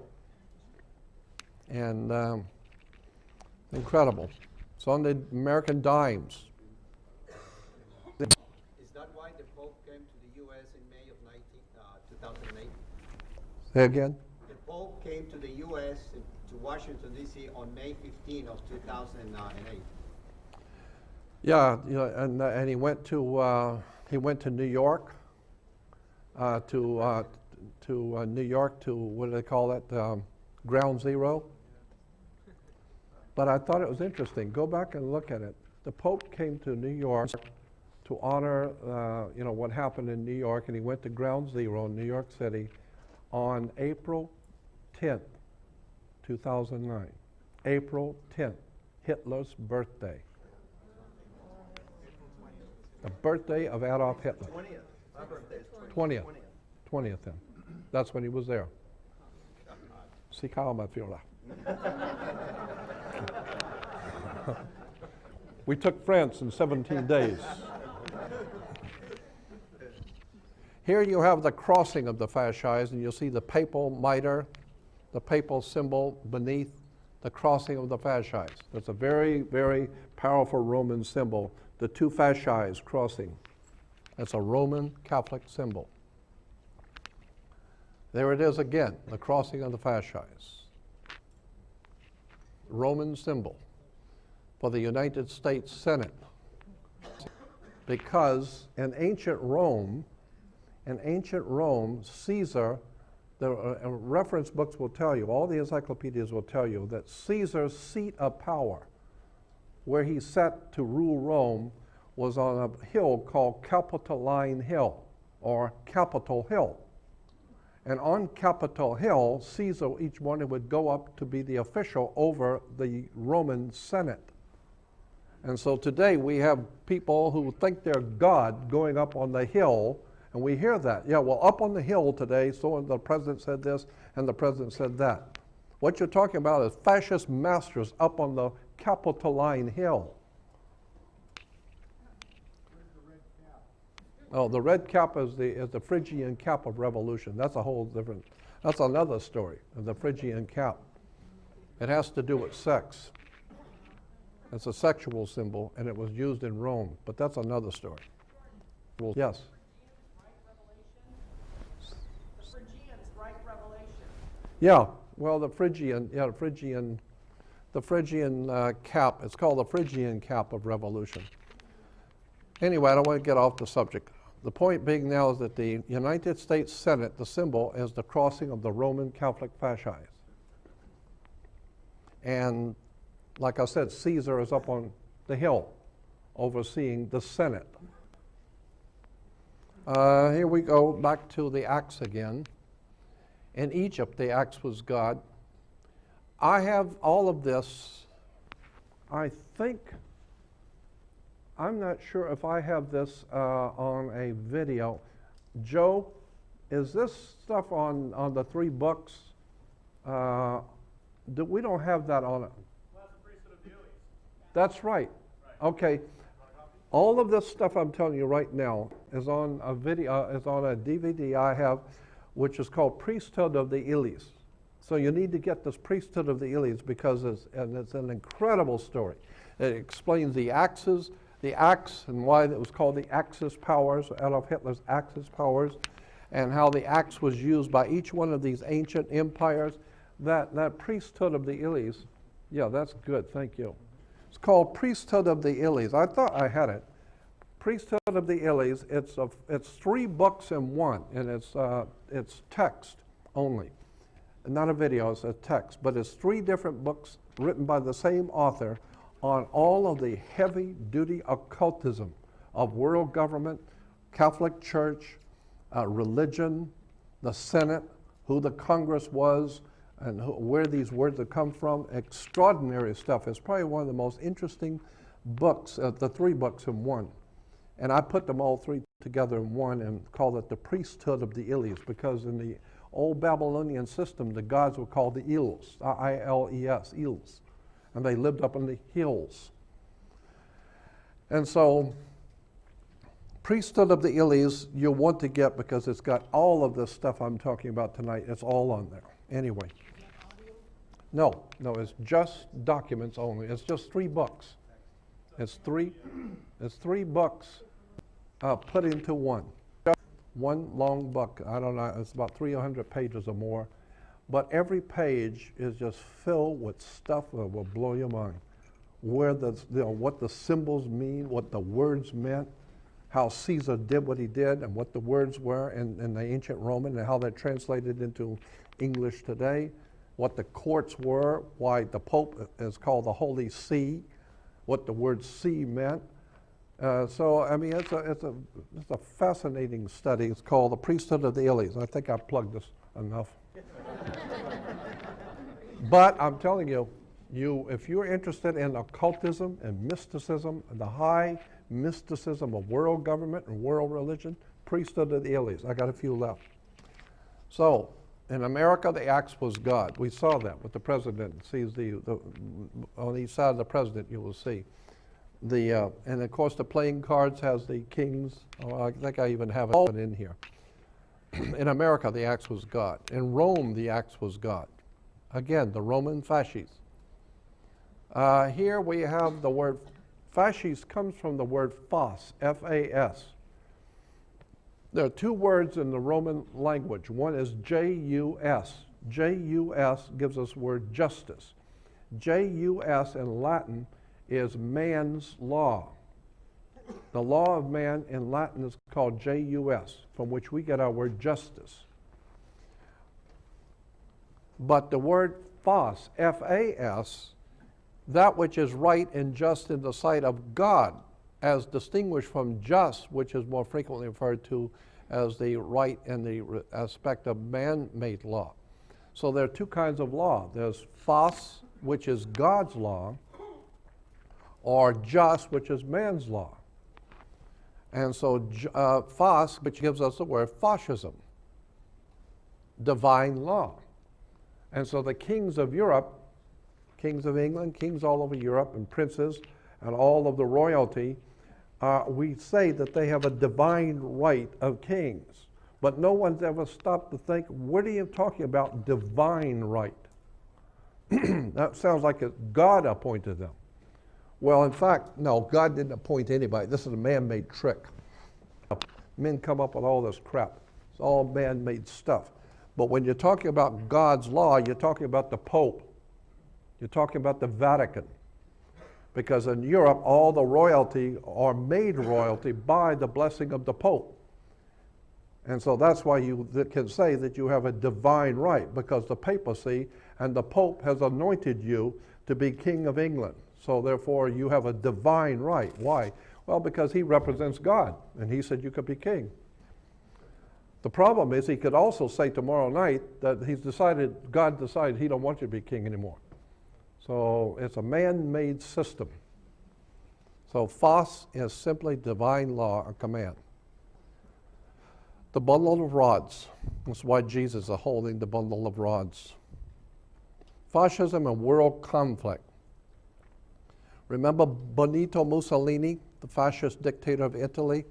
You'll see the fasci on his emblem Here's Mussolini meeting with his international banker friends in Italy. Here's the Italian flag with the fasci. The eagle is perched on the fasci, and this is interesting because this is in Italy, and Benito Mussolini's symbol is the eagle perched on the fasci. Again, fasci is divine law.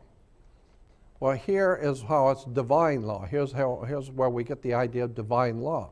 Here's Benito Mussolini getting the imprimatur of the Pope. The Pope has declared Mussolini to be the divine emperor of the new Italian state. And so Mussolini has to go there with all of his other high school friends. And yeah, and so there's Mussolini signing the Concordat. There was a Concordat. It's a contract that Mussolini had to sign with the Pope to become emperor of Italy. Here they are signing it at the Vatican, signing the papers. And now here it is at the Vatican. Vatican City State comes into being. There's Mussolini with the Pope and all the clergy. And I'm not going to stay too long on these quotes. Just going to go through it pretty quick. Mussolini had a fascist friend named Adolf Hitler. Hitler was also a fascist. Between the two of them, there were two sticks. And then they gathered some other nations to come in with them, and then it became known as a coalition. Two fascists, and there it is, Hitler and Mussolini, the eagle with the fascist head, the axe. So on one side you'll see the fasci, and on the other side you'll see the eagle perched on the sun, swastika. Just as Mussolini had to kiss up to the boss of all bosses in Rome, how many of you saw Godfather 3, the third one? Remember Michael Corleone, the mobster from one of the families, and he's in the Vatican and doing business with the Pope, directly with the Pope. And at the beginning of Godfather 3, Michael is in New York City being anointed in the Catholic Church by the cardinal in New York to make him a member of the Knights of Malta. Knights of Malta is a Masonic lodge within the Catholic Church. And these guys are really bloodthirsty. You talk about fascists and Nazis, mess with the Knights of Malta. They are serious bad. So here we have Mussolini again with the papal authorities signing the new contract so he can become emperor. But they have to go to, he always has to go to Rome first. You don't form your own family without getting Michael Corleone to agree to it. The old man says you don't form your own family. So until the Pope says that you can be an emperor, you don't claim anything till the old man says so. So there's Mussolini with all of his cohorts and the Pope. So Hitler and the Nazis had to do the same thing. So they had to go sign a contract with the old mob boss in Rome. So Hitler goes to Rome and signs a contract in Rome. There he is at the Vatican, Adolf Hitler with the Pope. And there he is, there's Hitler's two representatives, and they're sitting there with the Pope, having a picture taken when they're signing a contract with the Pope also.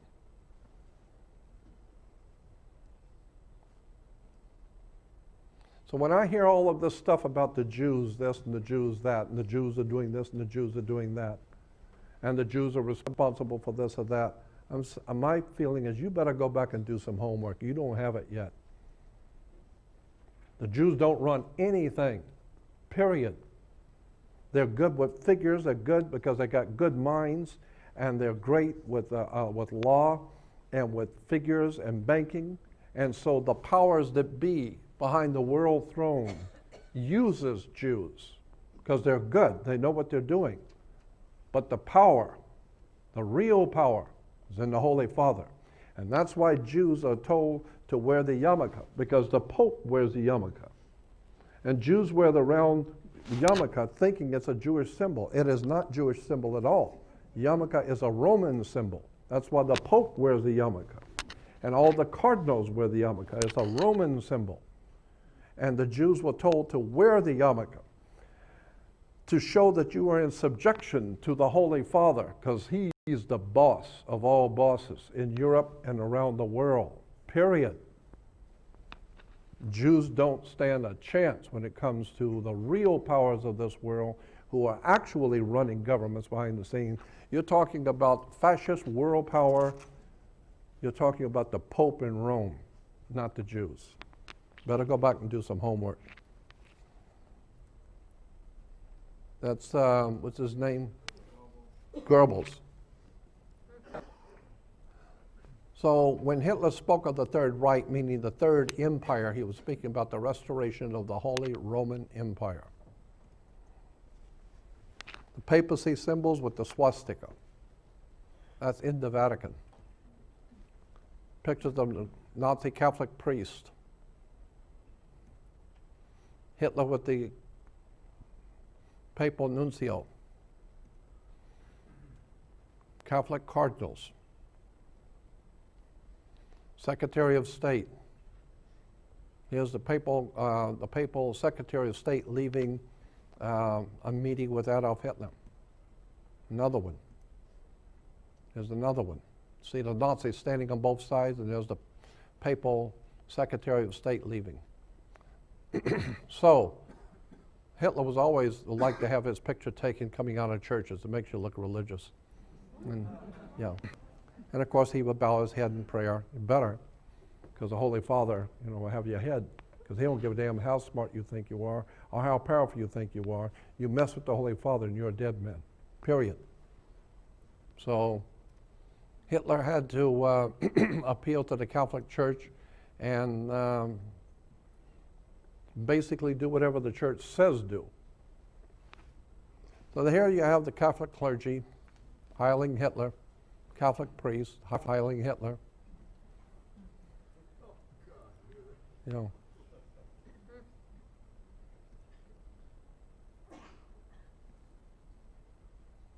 Nazi soldiers watching these fruitcakes walk by.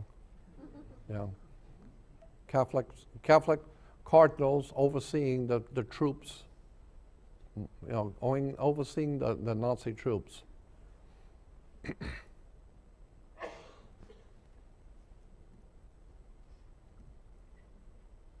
Catholic priest standing up there.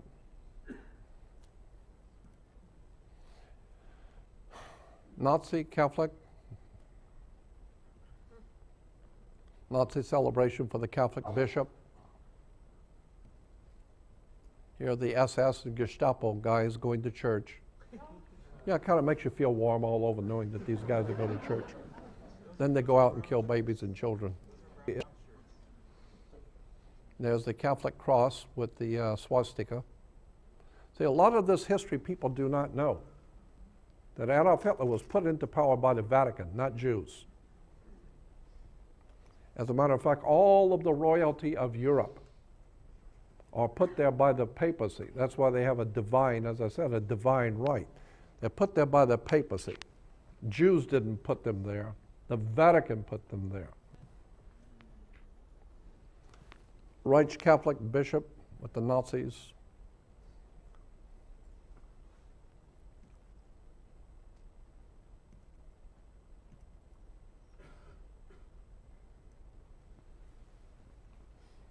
I'm telling you, there's a lot of stuff that was going on in Germany, in Nazi Germany, that people have never been told. Where Adolf Hitler got his money, where he got the backing, how he was being financed. Here's Cardinal Pacelli, later became known as Pope Pius XII. Cardinal Pacelli used to go to Hitler's residence to bring the orders from the Pope.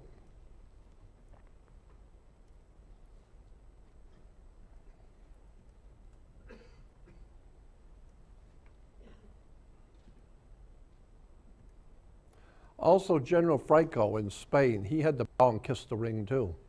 That's General Franco in Spain, who was also a fascist. General Franco, the fascist dictator of Spain. All the military would line up to go kiss the Holy Father's ring. Because you don't build an empire unless you talk to the boss first. You go and show respect to the old man. You go into and kiss the ring and get on your knees. Yeah.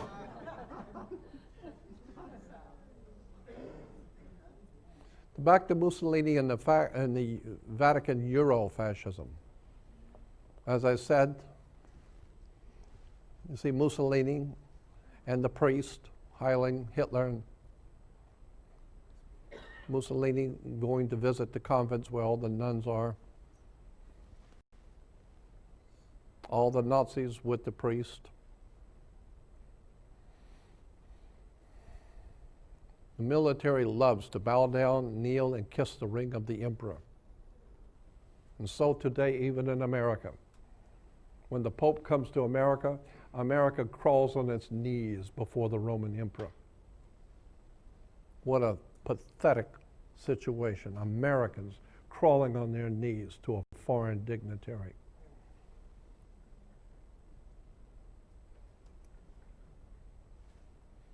The Vichy government, this is in France. The Vichy government were Frenchmen who took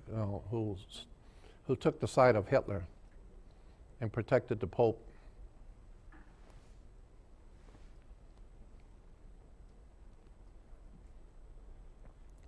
And so the point I'm making here is that the clergy of the Catholic Church are responsible for Adolf Hitler, Mussolini, General Latissimo, Franco. There's another Vatican Nazi group called Ustashi, that's the way I pronounce it. Now, of all the Vatican military establishments, Ustashi is in Croatia. These guys were top of the line, big time murderers.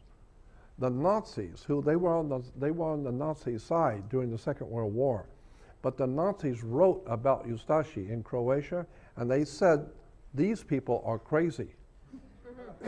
Now, when you get the Nazi SS and the Gestapo saying that those people over there are crazy, the Nazis didn't want to have anything to do with these people because they are loony. They're killing anything, children, dogs, women, raping and plundering. These guys are really off the wall. They love the Lord Jesus, and they're crawling on their knees to the Pope, and you'll see some of the stuff they did. Yes? I'm from Croatia. We pronounce it Ustashi.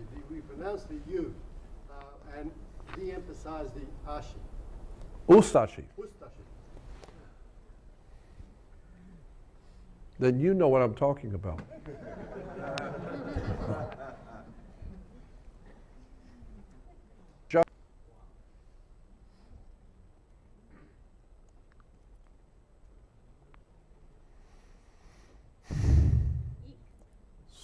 Excuse me. Croatian Catholic clergy. Now they are the Franciscan monks. And today we think of, oh, they're so holy, the Franciscan monks. Holy? You better go back and find out who these holy orders of Franciscan monks really are.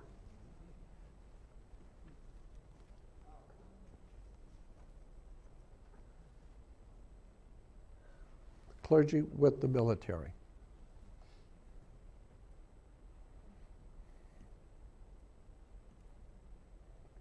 There's something called the Vatican rat line. How many of you have ever heard of the rat line? The rat line was when Germany was losing the war. Once it was decided by the generals that the war was lost and the Germans were going to lose. Well, they didn't, you don't have to be a brain surgeon to figure that out. When all of Russia is on one side and all the Americans are on the other side, and they're only about 5 miles from town, you can figure you probably have lost a war. It's probably over. And so the Vatican immediately wanted to get all the top Nazis out of Germany quickly, all the scientists, all the intellectuals. So they formed a secret group called the Vatican Rat Line. And the Rat Line, of course, is on a ship, when it's parked in the harbor, it's tied off at the harbor, and when the ship is unseaworthy, for some reason, rats, as dumb as they are, know the ship is not seaworthy, so the rats come down the rope and get off of the ship. And so it's called the Rat Line. Well, the rats that were working for the Vatican, we call them the Nazi hierarchy, they knew that the war was lost, so they had to get out of Germany because the Russians are coming and they're looking for you. And the Americans are looking for you too, but the Russians, they are really looking for you. For what you did to Moscow, there's a big payback coming. And so all the top Nazis were slipped out of Germany quickly through the Vatican. They were taken into the Vatican, give false passports, false ID, and quickly through the CIA. The CIA worked with the Vatican to get all the top Nazis out of Germany quickly. So before anything happens, at least save the brains of Germany, all the Nazi brains. And so they were sent to Argentina, Paraguay, Uruguay, Mexico, and the really dirty ones, the real top of the line Nazi murderers, they were brought to Washington, D.C., and they founded what we call the CIA and NASA. NASA is a Nazi organization with Dr. Werner von Braun and all the German Nazis that came out of Germany under Hitler. I mean, this is a real story when you find out how this government really works. So it's called the Rat Line. The Vatican, the Nazis, and the New World Order. Here was some of the escapees that the Vatican got out of Germany quickly. Adolf Eichmann, Klaus Barbie, Joseph Mengele. These are just some of the main Nazis that the Vatican quickly gave them money and false passports to get them out of Germany. The Serbs were encouraged to show respect and love for the Vatican's Holy Father. Let me go back. The Serbs were encouraged to show respect and love for the Vatican's Holy Father by converting to Catholicism. So the idea was that the Vatican wanted the Serbs to convert to Catholicism, and they would force them to convert. And it's very easy to force people to convert because the alternative is to have your head cut off. And so here is the priest blessing the new Catholics. Because if you didn't convert, this is what you got. They would chop your head off. They would saw your head off with a saw. Here they are sawing this guy's head off. They're proud to show you, this is the head we just cut off. Here they're chopping a guy's head off. Another one, they're chopping his head off. Catholic priests even had posters. Here's another one. The guy's cutting this guy's throat, and the other guy's holding a bowl under it to catch the blood. Here are the killing people en masse. So it kind of reminds me of the Vatican Inquisition. How many of you are aware of something called the Inquisition? Yeah. Well, that's what's going on in Washington, D.C. under the Bushes. The Inquisition, the Holy Father, and all that crap. Yeah. The Inquisition, where they tortured people. We found out that you do not love the Holy Father and you do not love the Lord Jesus. Well, this is what you're going to get. And so when you find out all this torture, burning people at the stake, torture, all kinds of hideous demonic depravity, burning human beings alive on a stake. Humans had to be put on a stake and burned while the Holy Father sat there and blessed the whole thing. Waterboarding, burning at the stake, torture, taking a baby and pounding its head against a post, hanging their family, driving nails into human foot, is just incredible, the torture that was meted out to human beings by the Vatican, sawing people in two with saws. This is the Catholic Church, not the Jews, Rome.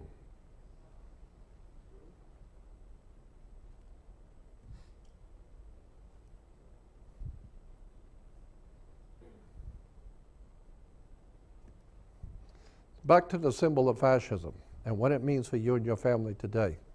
Fas means God's law, divine law. 2,700 years Rome has dominated Europe, and through Europe the entire world has been dominated for 2,700 years by Rome.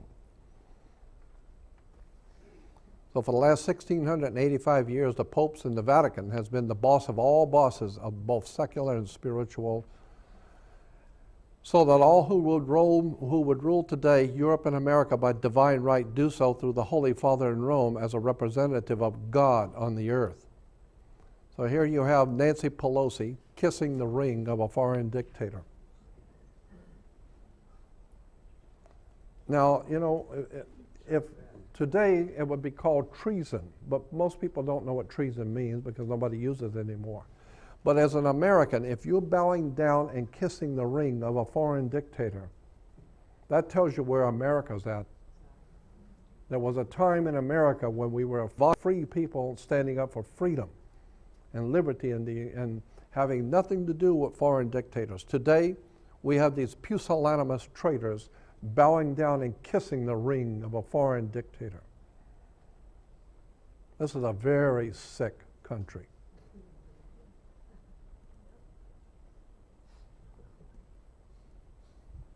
You'll see the king, and he's holding the earth with the cross on it.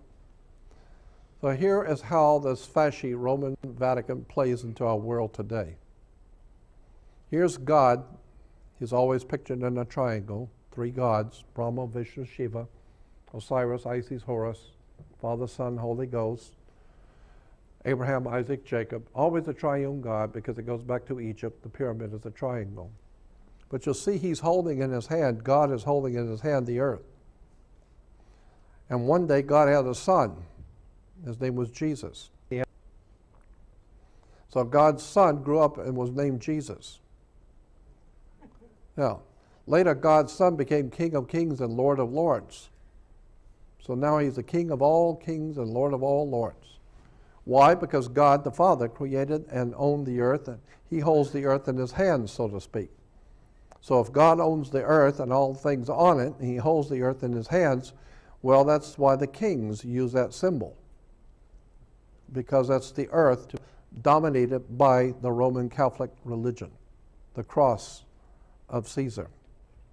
So now God's Son has been given the right to own and rule the earth and all life on it for God his Father, so Jesus has the right to rule the earth any way he chooses. So therefore, the theology is that the church teaches that Jesus is now the owner of the earth and everything on it. And his earth, it belongs to him alone. So in fact, he is the sovereign over the whole earth. Jesus is the owner and the sovereign over the whole earth. And he is a good and kind sovereign, but a sovereign nonetheless. So he holds the earth in his hands. And it follows that the first responsibility of a sovereign is to lay down the laws for us, his earthly subjects. So therefore, we all have to submit ourselves to God's law, the law of God, from Mount Sinai, with volcanoes and mushrooms and all the rest of that crap. You know, those laws would be binding on all people of the earth because those laws are in fact God's law. So God has given us his law through Moses. But since God's Son, Jesus, is living with his Father in heaven, so Jesus is up in heaven now with God's Father, God the Father. So somebody has to be appointed by God to stand in for and represent the sovereign of the earth, Jesus. Since Jesus owns the earth, he's the absolute sovereign over the earth, but he's not here right now. He's busy elsewhere, so he's not here. So somebody has to run the earth for Jesus until he comes back. So to administer his laws and world government for the people of the earth, Jesus is the God of all the earth. And of course, the kings of the earth, the princes, and in this way, the Middle Ages, the church was always behind the kings, always advising them, because the king realized that Jesus owns the earth. So don't do anything as a king until you talk to the Holy Father, because that's how you got to have that divine right. And if he decides that you've done something he didn't tell you to do, he will withdraw that divine right, and then they're going to cut the king's head off. Just like John F. Kennedy, the Catholic who decided he wanted to do something for America. And he figured the Catholic Church is not going to tell him what to do. He's going to do what he wants to do, and he said that. And when in his inauguration speech, he said, "I'm accepting the presidency of the United States as a free American, and I'll not be beholden to any foreign power on my decisions." Well, they took care of him quick enough. He won't do that no more. So there he is, the Holy Father, who incidentally was a Nazi, and still is. And there's our president bowing down and curtsying to a foreign power.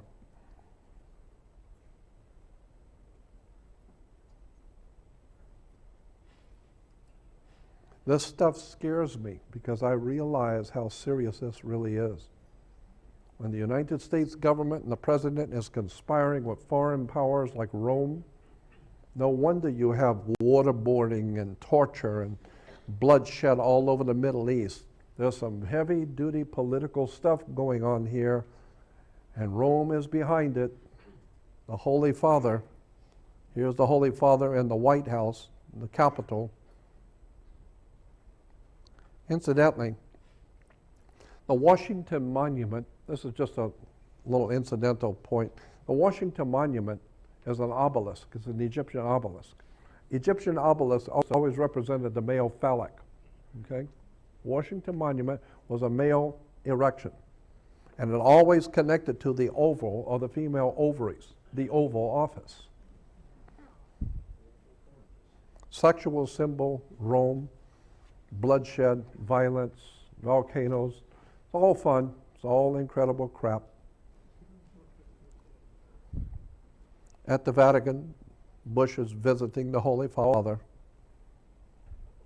I got to tell you, there's nothing holy in Rome. There's Jeb Bush on his knees before the Holy Father. Yeah, he joined Jeb Bush, is knighted into the Knights of Columbus. And you'll see the Knights of Columbus symbol is a fasci.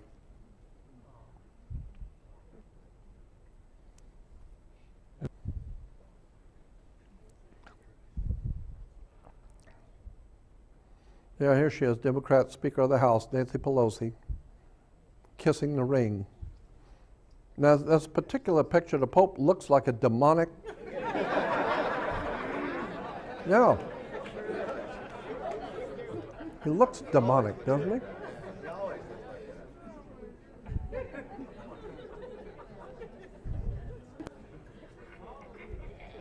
He's saying, yeah, kiss it.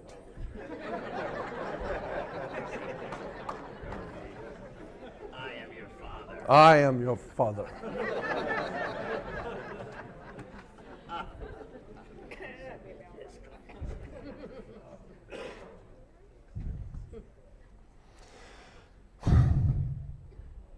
Not going to do that anymore. So here you got both sides, Democrat, Republican, and the papacy in between. Always in the middle of everything is the papacy in New York. Nixon and Kennedy, the Vatican. Obama, the Vatican. Obama on one side and that other goofball airhead on the other. Yeah, and the Vatican in between.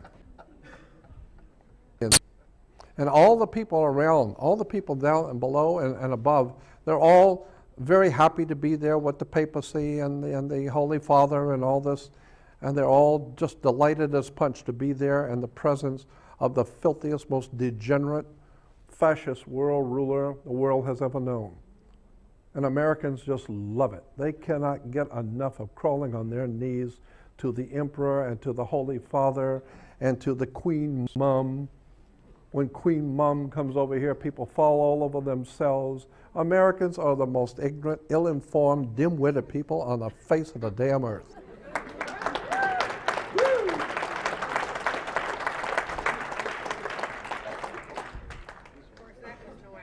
I'd like to see a whole new renaissance of intellectual, spiritual revolution in the world. Amen. Look,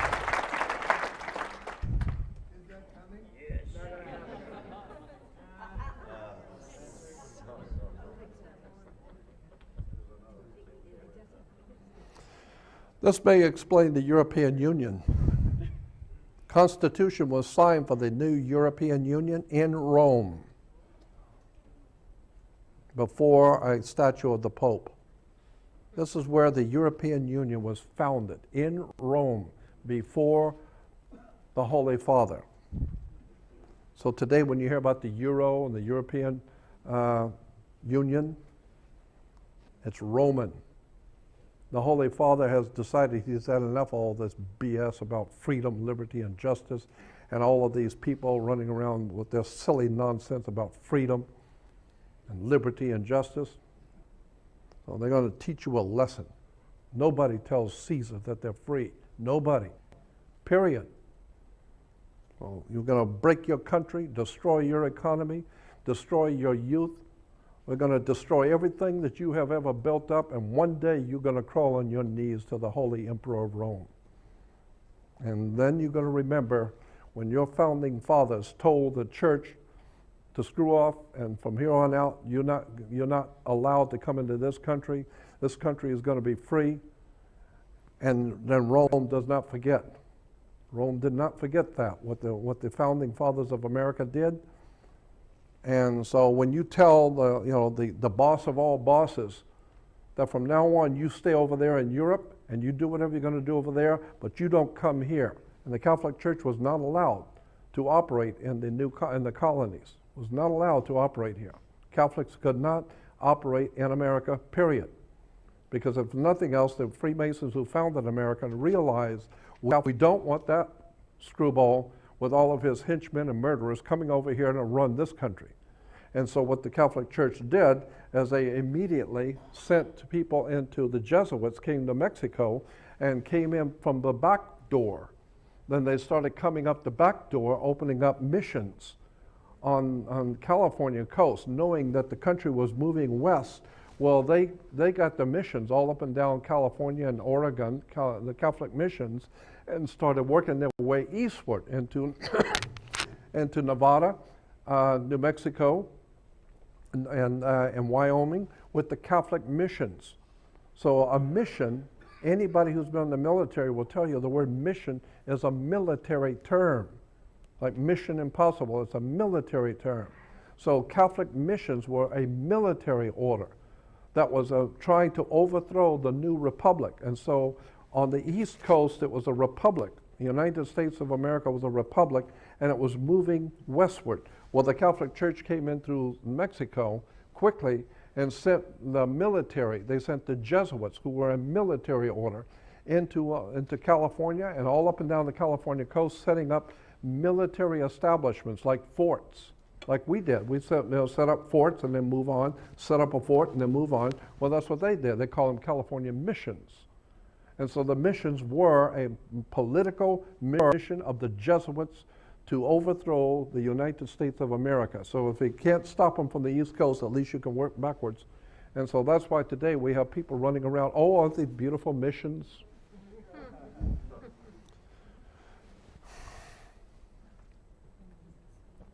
Signing the pact for the euro in Rome before. Say it again?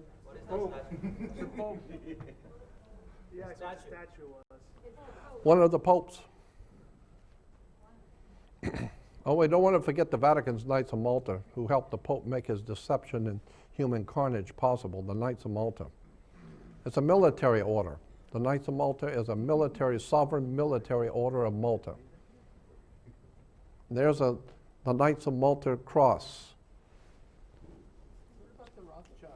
Yeah, well, we'll get to that in a minute. So,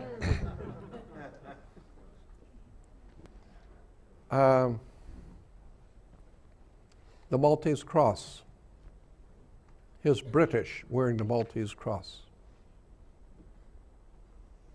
This guy looks like he really thinks of himself as really important.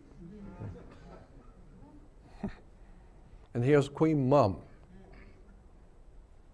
probably one of the biggest criminals the world has ever allowed to be on the earth. One of the biggest criminals that's ever lived, the Queen Mum of England.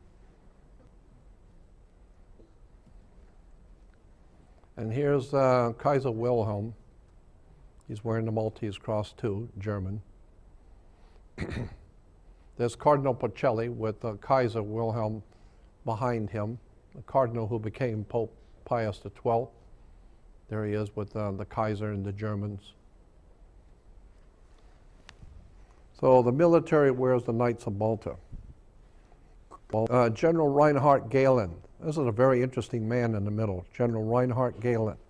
Reinhard Gehlen was chief of security for Adolf Hitler on the Eastern Front. So he was chief of security for the Nazi party between Germany and Russia. So he was in charge of all security for Germany facing Russia. Reinhard Gehlen was knighted by the Pope, became known as a Knights of the Order of Malta. And Reinhard Gehlen, with 4 other men in America, never can remember their names, but there's like 4 or 5 men that founded an organization in America, and they were all members of the Knights of Malta. And they founded an organization during the war called the OSS, Office of Strategic Services. The OSS was founded in America by Reinhard Gehlen, Knights of Malta, Nazi, and Wild Bill Donovan, Bill Casey, Donovan, Reinhard Gehlen, 2 or 3 other men. It's all this is a history. Anybody can read it in a history book. But all 5 of these men founded an organization, a secret organization, a military organization for the Knights of Malta in America. It was called the OSS. Then after the Second World War, OSS became known as CIA. The CIA was founded by Reinhard Gehlen, servant of Adolf Hitler, and Casey, Wild Bill Donovan. All these guys were Catholic Knights of Malta who give us today the CIA and Homeland Security. This whole thing really stinks of Nazism, fascism, and I'd like to see the damn Catholic Church kicked out of this country. That's what I feel. Was Prescott Bush one of them? Who? Prescott Bush? Prescott Bush. Oh, God, yeah. Big time. Yeah, the Black Pope is the head of the Jesuits. And the Knights of Malta as well, and the White Pope. Yeah, well, the Rothschilds were bankers, of course, but some of the reference books that I was looking at, like for instance in the Encyclopedia Judica, talked about the Rothschilds were commissioned by the Vatican to deal with the Vatican's money. So Rothschild was not dealing with his own money, but he was handling the money for the Vatican. So that would explain why one little old Jewish man could be so powerful. It was not because he had all, where would he get all that kind of money to be so powerful? No. He was merely handling money because he was good with figures and money and banking and was very good with it and had sons who were very highly intelligent, well trained in it. So the Vatican allowed the Rothschilds to manipulate their finances for them. So they were the Vatican bankers. So here's the Knights of Malta with the swastika, Hitler swastika in the Knights of Malta. Keeping in mind the Knights of Malta is a Catholic organization, and there's the Nazi cross in between. What do the 8 points symbolize? Oh, that's interesting. That goes back to Holy Blood, Holy Grail. that's in France, 8 points in France, and that's a whole different story, but it's 8 places in the south of France where the different Knights Templar lodges and castles, they call them, what do they call it, chateaus. The Knights, Masonic Order of Knights Templars had 8 different spots, and if you draw a connection between them, it makes a 8-pointed star.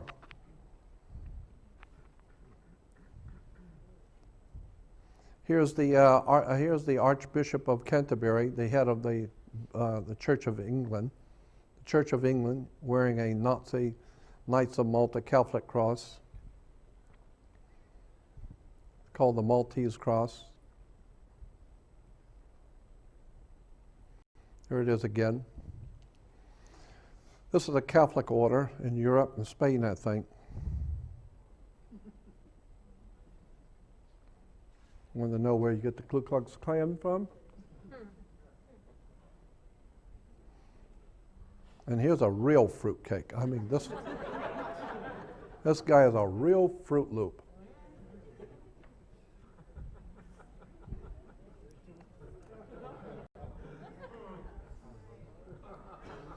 A big-time drag queen.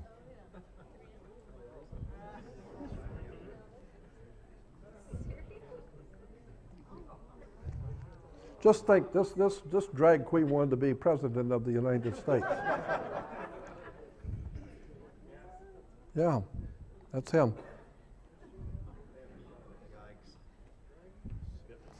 You know, this picture alone would tell you how really decadent and sexually filthy these people really, really are. Yeah. That's him. Giuliani. Giuliani's dressing like a woman, dancing in the nightclub on the bottom. That's Giuliani.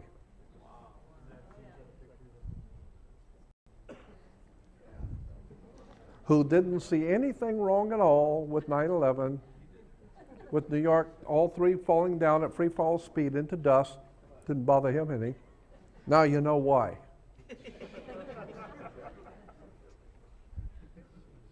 I swear to God, I mean, I'm just amazed what the American people take and have no idea in the world what's going on, who these people really are and what they're really doing. How much of that's chemtrails and fluoride? Say it again? How much of that is really chemtrails and fluoride? Oh, Lord, yeah, that's a whole nother subject, chemtrails. 99% of Americans look at it and think, oh, well, that's just a jet trail.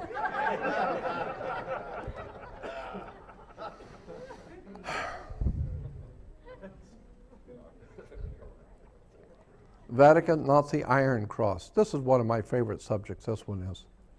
Here's what we call the Iron Cross, which is a symbol associated with Germany, of course. The Iron Cross can be traced back into ancient history. The Iron Cross. It's a Masonic Order, Iron Cross. Oh, I'm sorry, that was wrong. Okay, there it is. But here is the Masonic Order, and they're wearing the Iron Cross in red. There it is again, the Masonic Iron Cross. And here's Masters of the Universe wearing the Iron Cross. You'll see his blonde hair, blue-eyed Nazi German fascist Nazi Iron Cross. Arco, Iron Cross. Here's the fire department, Los Angeles Fire Department with the Iron Cross. There's the Pope. You'll see the cross, the Iron Cross on the papal tiara.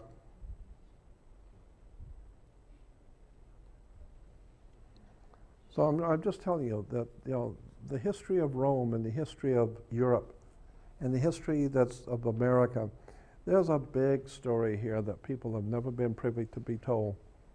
And boy, when you find out who these people really are and how this stuff actually works, you're going to be really amazed.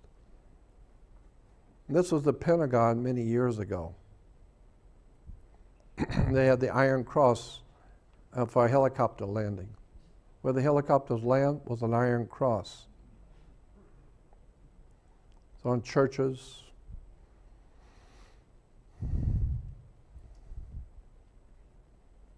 here's Hitler, all dressed up with the iron cross. The British, who helped put him into power, going over the Sea of Fuhrer.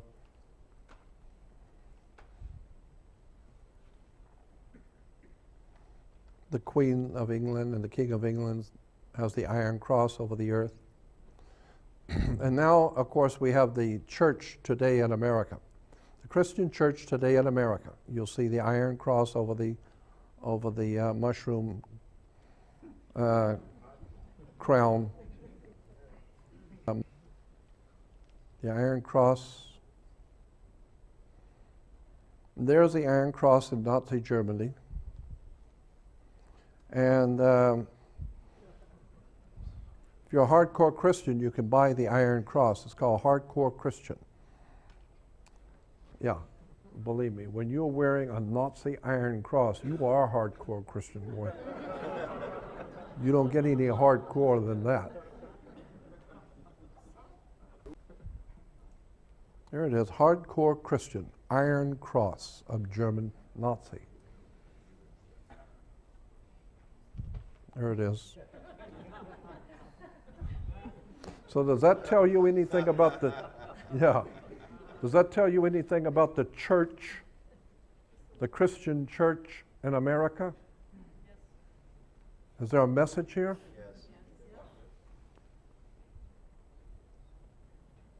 Yes. So the Catholic Church and all the other churches, all of them together, are referred to in the Bible as the whore of Babylon. These people are nothing but a bunch of whores, and they're doing business with anybody and anything. It's all business. You kill, rape, murder. It's just business, nothing personal.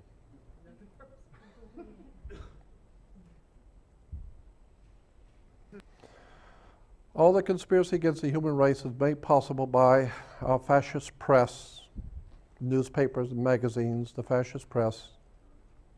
So I guess that's it. I would just, yeah, thank you.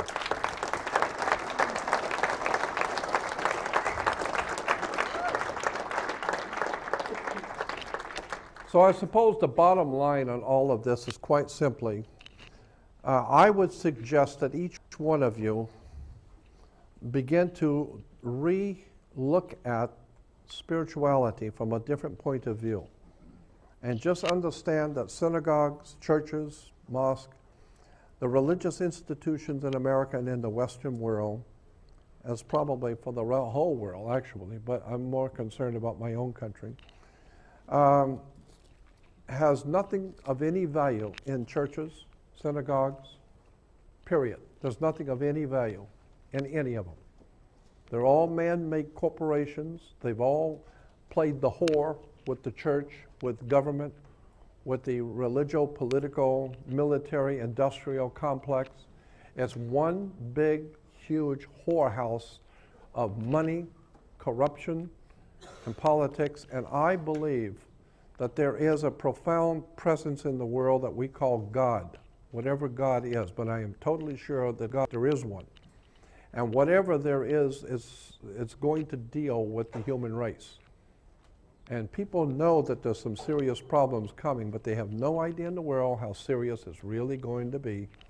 Because when you get these kind of people running the U.S. government and running governments around the world that don't mind sawing children's heads off and killing you and throwing you into prison, when you have no laws to protect you, we as human beings on this earth are in serious trouble.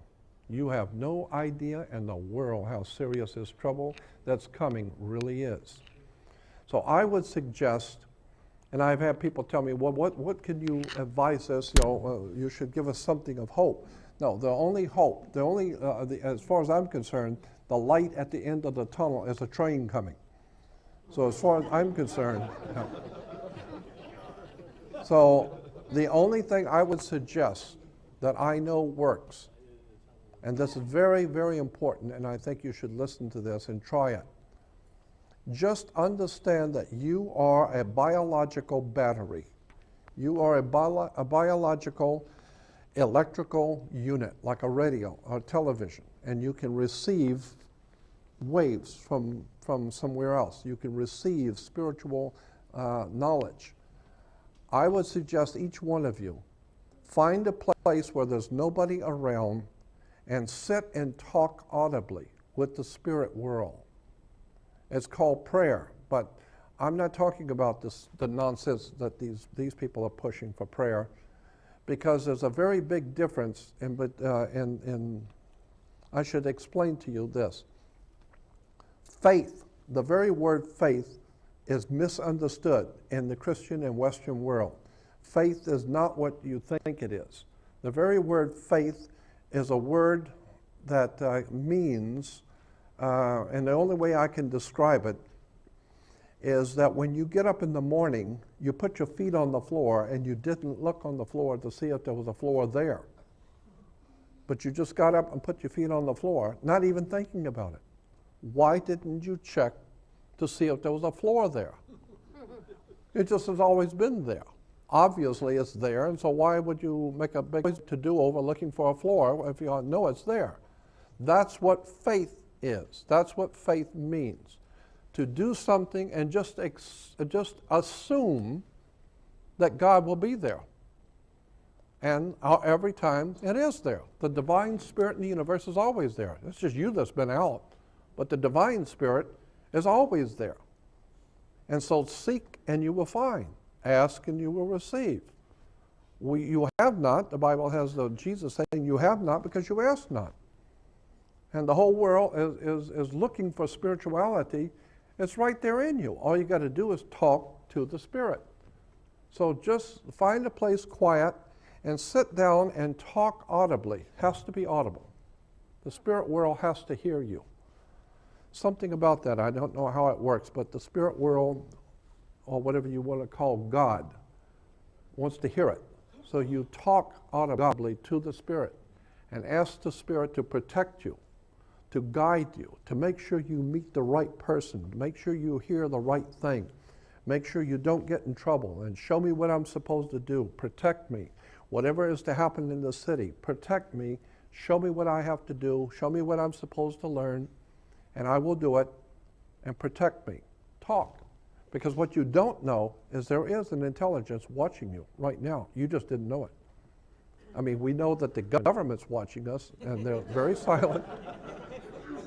God is watching you too. The Spirit of God is watching each one of us. You just didn't know it. And it's watching to see what you're going to do with your life. And it's kind of like it doesn't intervene necessarily in your life. Just watch what that person's doing. And if they don't want spiritual direction and protection, well, you have not because you ask not. Ask and you will receive.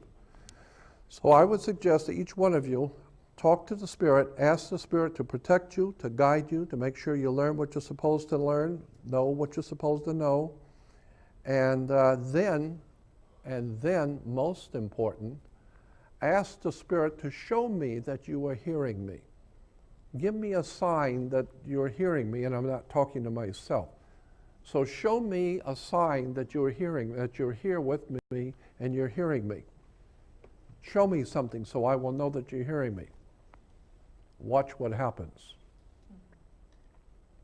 Because if scary things start happening around you, you wake up at 2 o'clock in the morning and there's some kind of a glowing figure there by your bed, or something like that happens to you, and it scares the pee-wads out of you.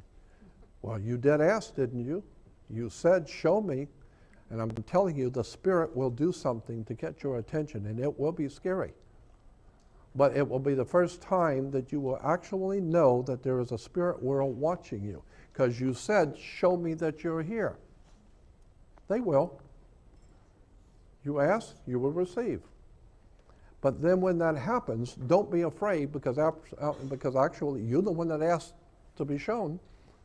And they will begin to guide you, and you all of a sudden will meet the right person. You will find the things that you really need will just pop in on you out of nowhere. And all of a sudden, your life will start smoothing out. And because why? Because for the first time, you're not being arrogant, self-centered, egotistical, know-it-all, but be humble and ask the Spirit, show me what I'm supposed to do, and I'll do it. Protect me and show me where I'm supposed to meet, who I'm supposed to meet, what I'm supposed to learn. Show me and I will do it. And then show me that you're hearing me, and watch what happens. That's spirituality. This is corporate government. Thank you.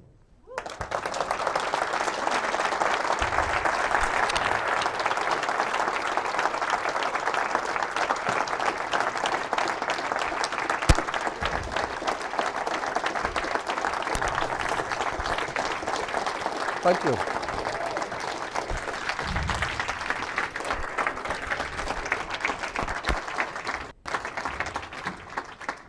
Don't forget priesthood of the Illies. Now, friend Paul Tice, in 1994, we're up in Mesquite, Nevada, at a conference, and I was speaking up at that conference in Mesquite, Nevada, in 1994 in December. And we had an incredible experience. Ivy, myself, and Paul Tice, no, I'm going to stand for this. Okay. But Ivy and I were in the car with my friend Paul Tice, and we went up to Area 51. I had never been there before, and Paul, my publisher friend, had not, and Ivy hadn't. So we drove up to Area 51, or Rachel, Nevada. And Jordan at 7 o'clock in the evening says, let's go up to Rachel, Nevada, and go visit Pat and Joe Travis. Go up to the Little Alien Inn. Yeah. This is December 4th. It's very cold out and snowing. So we did. Yeah, so we go up there to, have any of you heard of Area 51? Okay. Okay. So a lot of people haven't, but you don't go into the base, but you can go to the little town outside of the base called Rachel, Nevada. And so I asked Joe and Pat, the owners of the restaurant, when they were closing, about 11 o'clock at night they're closing. So I said, where do we go to see UFOs? And Joe said, well, you don't have to go anywhere. Just go sit in the parking lot. If they want to show, they'll pop in. And so I said, well, where did the tourists go? And Pat, his wife, said, well, go out on the highway and go south and go back toward Las Vegas, exactly 20 miles. And exactly 20 miles, you will see a post box, the black mailbox. Yeah, and it's right there on the road, parked there, because that's where everybody sees things out there at that post at the 20-mile mark. So we get in the car and we're driving out, and I turn left and go north instead of south, and we go out 20 miles north. Yeah, about 30 miles. We're looking for mile marker 29. Yeah, and we couldn't find it until finally, I think it was Ivy that said, wait a minute, we're going north. And she said to go south. No, we first of all we were looking for the dirt road.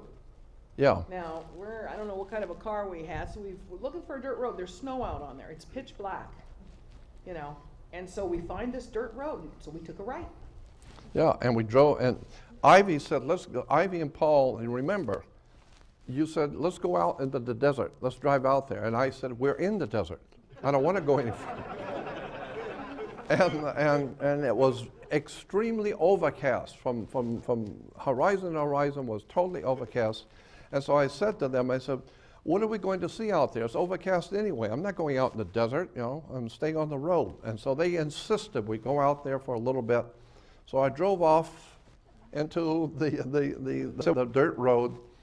And maybe a couple of blocks in, a couple of miles in, whatever it was, a couple of miles down the road, I was shaking because I didn't know what was going to happen, because we're just in a regular car out on the desert. And I finally had a point where I stopped and I said, I don't like what we're doing here. I want to get out of here. And I backed the car up to take off. And then Ivy and Paul insisted we stop for a couple of moments and at least get out. Well, it's totally overcast. So I don't know if you've ever been on a desert when it's totally overcast, but there is no light, period. So when you get out and shut the car lights off, you can't see anything. It's totally black. But in a totally black environment, even the slight light you will see quickly. And so while we're standing out there talking, and all I could hear was voices, I can't see anything, Ivy and Paul said, look, the clouds are opening up. And a little bit of an opening, the clouds began to open just north of us. And in came two beautiful, glowing, bluish white, glowing disc-shaped things, about the size that the full moon appears in the sky, full moon size, two of them, glowing, beautiful, bluish white. And as they came in, they weren't flying, but when the clouds opened up, they kind of floated in. And as they floated in, their light, the light emanating off of them was, reflecting off the clouds above them. 5 more came in behind them. 5 more came 7 streaming in behind them in formation. in formation. And I was absolutely frightened, because I've grown up in a Navy city in Florida, and I know what the Navy has. I know what the Air Force has. I have never seen anything like this and what they were able to do. So I wanted to get out immediately. And I told Ivy, I don't know who this is and I don't want to know. I want to get out of here. And Ivy and Paul was like they were seeing Santa Claus for the first time. They loved it. They thought it was beautiful. And I said, it is beautiful. I want to get out of here. The men were so scared they wrote their names in the snow. Yeah.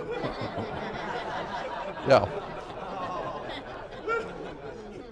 And so we got in the car, and as we took off, Ivy and Paul went ballistic and started yelling. And Well, before that happened, we watched them do these maneuvers. And no aircraft that we know today could do this, the kind of maneuvers that we saw them doing. They were doing right, left, forward, back, up, down. I mean, just crazy stuff. And Jordan goes, if we can see them, they can see us. Yeah. We did not want to be lunch. So Jordan got in the car, drove with the lights off, like a bat out of hell, down the road. And I said, they're following us. I said, Yeah. thing to say. He went faster. then I had to flip on the lights because I knew the road was straight. But when you're in a car and it's total black, you only got a few feet before you know you better flip on the lights. And when I flipped on the lights, I put my foot to the floor and I was speeding back to the highway. And all this time, Ivy and Paul have their heads out the window, looking up, watching what's going on. I'm not watching. I don't care to see what's going on. And we hit the highway, and I had to slow down before I didn't want to overshoot the highway. When we hit the highway, for some reason, all 3 of us felt secure again. But we got out. That road definitely could feel the presence. We were frightened, but all the emotions that a human can have. It was tears, it was beautiful, it was frightening, it was wonderful, it was all kinds of strange emotions because of what we saw out there on the desert that night was so extraordinary. 7 brilliantly lit, bluish white disc in formation, making no sound, and were able to do maneuvers that would just blow your mind to watch them. So, and then we had an experience where... Well, we got back to the Little Alien Inn, and they'd given us a trailer, a mobile home. Yeah, mobile home. 2-bedroom mobile home. There was 2 beds in one room, a bed in the other room. Paul took the one, Jordan and I took the other, separate beds. We went to sleep that night. Got up the next day. And I went into the little dining room there and was talking to this miner. And I told him where we were. And he said, well, you weren't at the black mailbox. You were in something called Railroad Valley. It was the flight approach path for Area 51, a very restricted area, super restricted area. So Jordan comes wandering in and he goes, were you up wandering around all night last night? And I said, no. He says, wasn't that you that heard the sounds? It wasn't Paul. No, it was Paul. Paul asked us. He came in and asked us if we were up walking around. And we said no. And then he shared with us what happened to him. There was a square light on the ceiling, like in most of the houses here. And he said when he looked up at it, he saw an alien face. So he sat up, and it was like right down in his face. And he said when he sat up, it would retreat. And when he laid back down, it would come back down. And he said and the light started spinning. The room started spinning with light. And he said what he felt was this being was taking information out of his head. And so we shared our story with everybody, and we decided to leave the next day thinking we didn't know. I couldn't get up that night, and I had a bit of blood coming out of my nose that was on the pillow. I couldn't move at one point, so I just went back to sleep.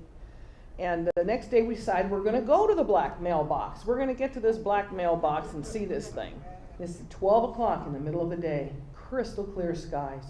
Not a sound in the sky, not anything on the road, no cars. We had no audio, no cameras, no video, nothing with us at all, which we always have. And all of a sudden I looked over against the mountain. I go, look! There was a black octagonal cigar-shaped object with two Tomcat fighters escorting it. And then the sky broke loose like you wouldn't believe. From behind this mountain, an SR-71 straight up in the sky. 4 or 5, 6 different kinds of jets flew everywhere. It's like the sky exploded with all these different kinds of aircraft. And we're just standing there going, oh my God, you had nothing, no pictures, no nothing. I mean, these things were going everywhere, all different kinds of aircraft. And they filled the skies until these 2 Tomcats escorted this thing across the valley floor and all the way to the other side. And then we heard this thing, but you couldn't see it. Remember that, Jordan? Yeah, you could hear it, but you couldn't see it. Some giant craft. I mean, it was huge. Whatever it was huge, but you couldn't see it. Then everything was gone, and it was perfectly silent. This lasted about 10 minutes, and we all looked at each other and said, did we really see that? Did that really happen? That's our experience at Area 51. Yeah. There's a lot of legitimately scary stuff going on up at Area 51. It's just my personal opinion. I'm totally convinced myself that there is extraterrestrial presence up there from what I have seen and experienced in my own. So I think that explains a lot about what's going on the earth. I think we have people here, and I think Hollywood's been telling us that for a long time, that we're not alone on this planet. Somebody else is here, and they're highly intelligent and very powerful, and they're not human, and they don't care about humans. Couldn't care less. They have their own agenda. So let's get started with this. And so I assumed that I was finished. I've had everything I own in this world stolen 3 times. My office was robbed and everything is gone 3 different times. This last time, the 4th time, I thought I had lost everything. My webmaster came in and took everything I owned and trademarked my name behind my back, went to the federal trade and trademarked my name, copyrighted my materials, stole my website and stole everything from me to leave me for dead. And so I was totally out of commission until I met my young friend Joe. And so I wanted to introduce you to the family that I am now a part of, who has saved my work and my person and allowed me to be here today. They went out of their way to take me in, help me, and give me a place to live and to help me to do my work. And so I just wanted to introduce you to my family. Joe, his wife.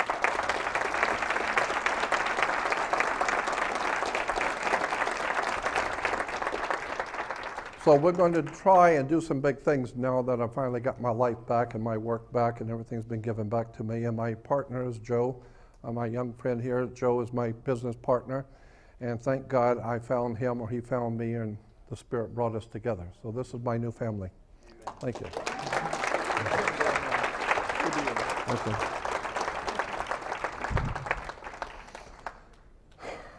Yeah, I thought I was a goner, but the Spirit finds a way to revive my work each time. It's very difficult coming home and finding everything in your house and everything in your office gone, just gone. And I've had that happen 3 times. I don't want that to ever happen anymore. Anyway,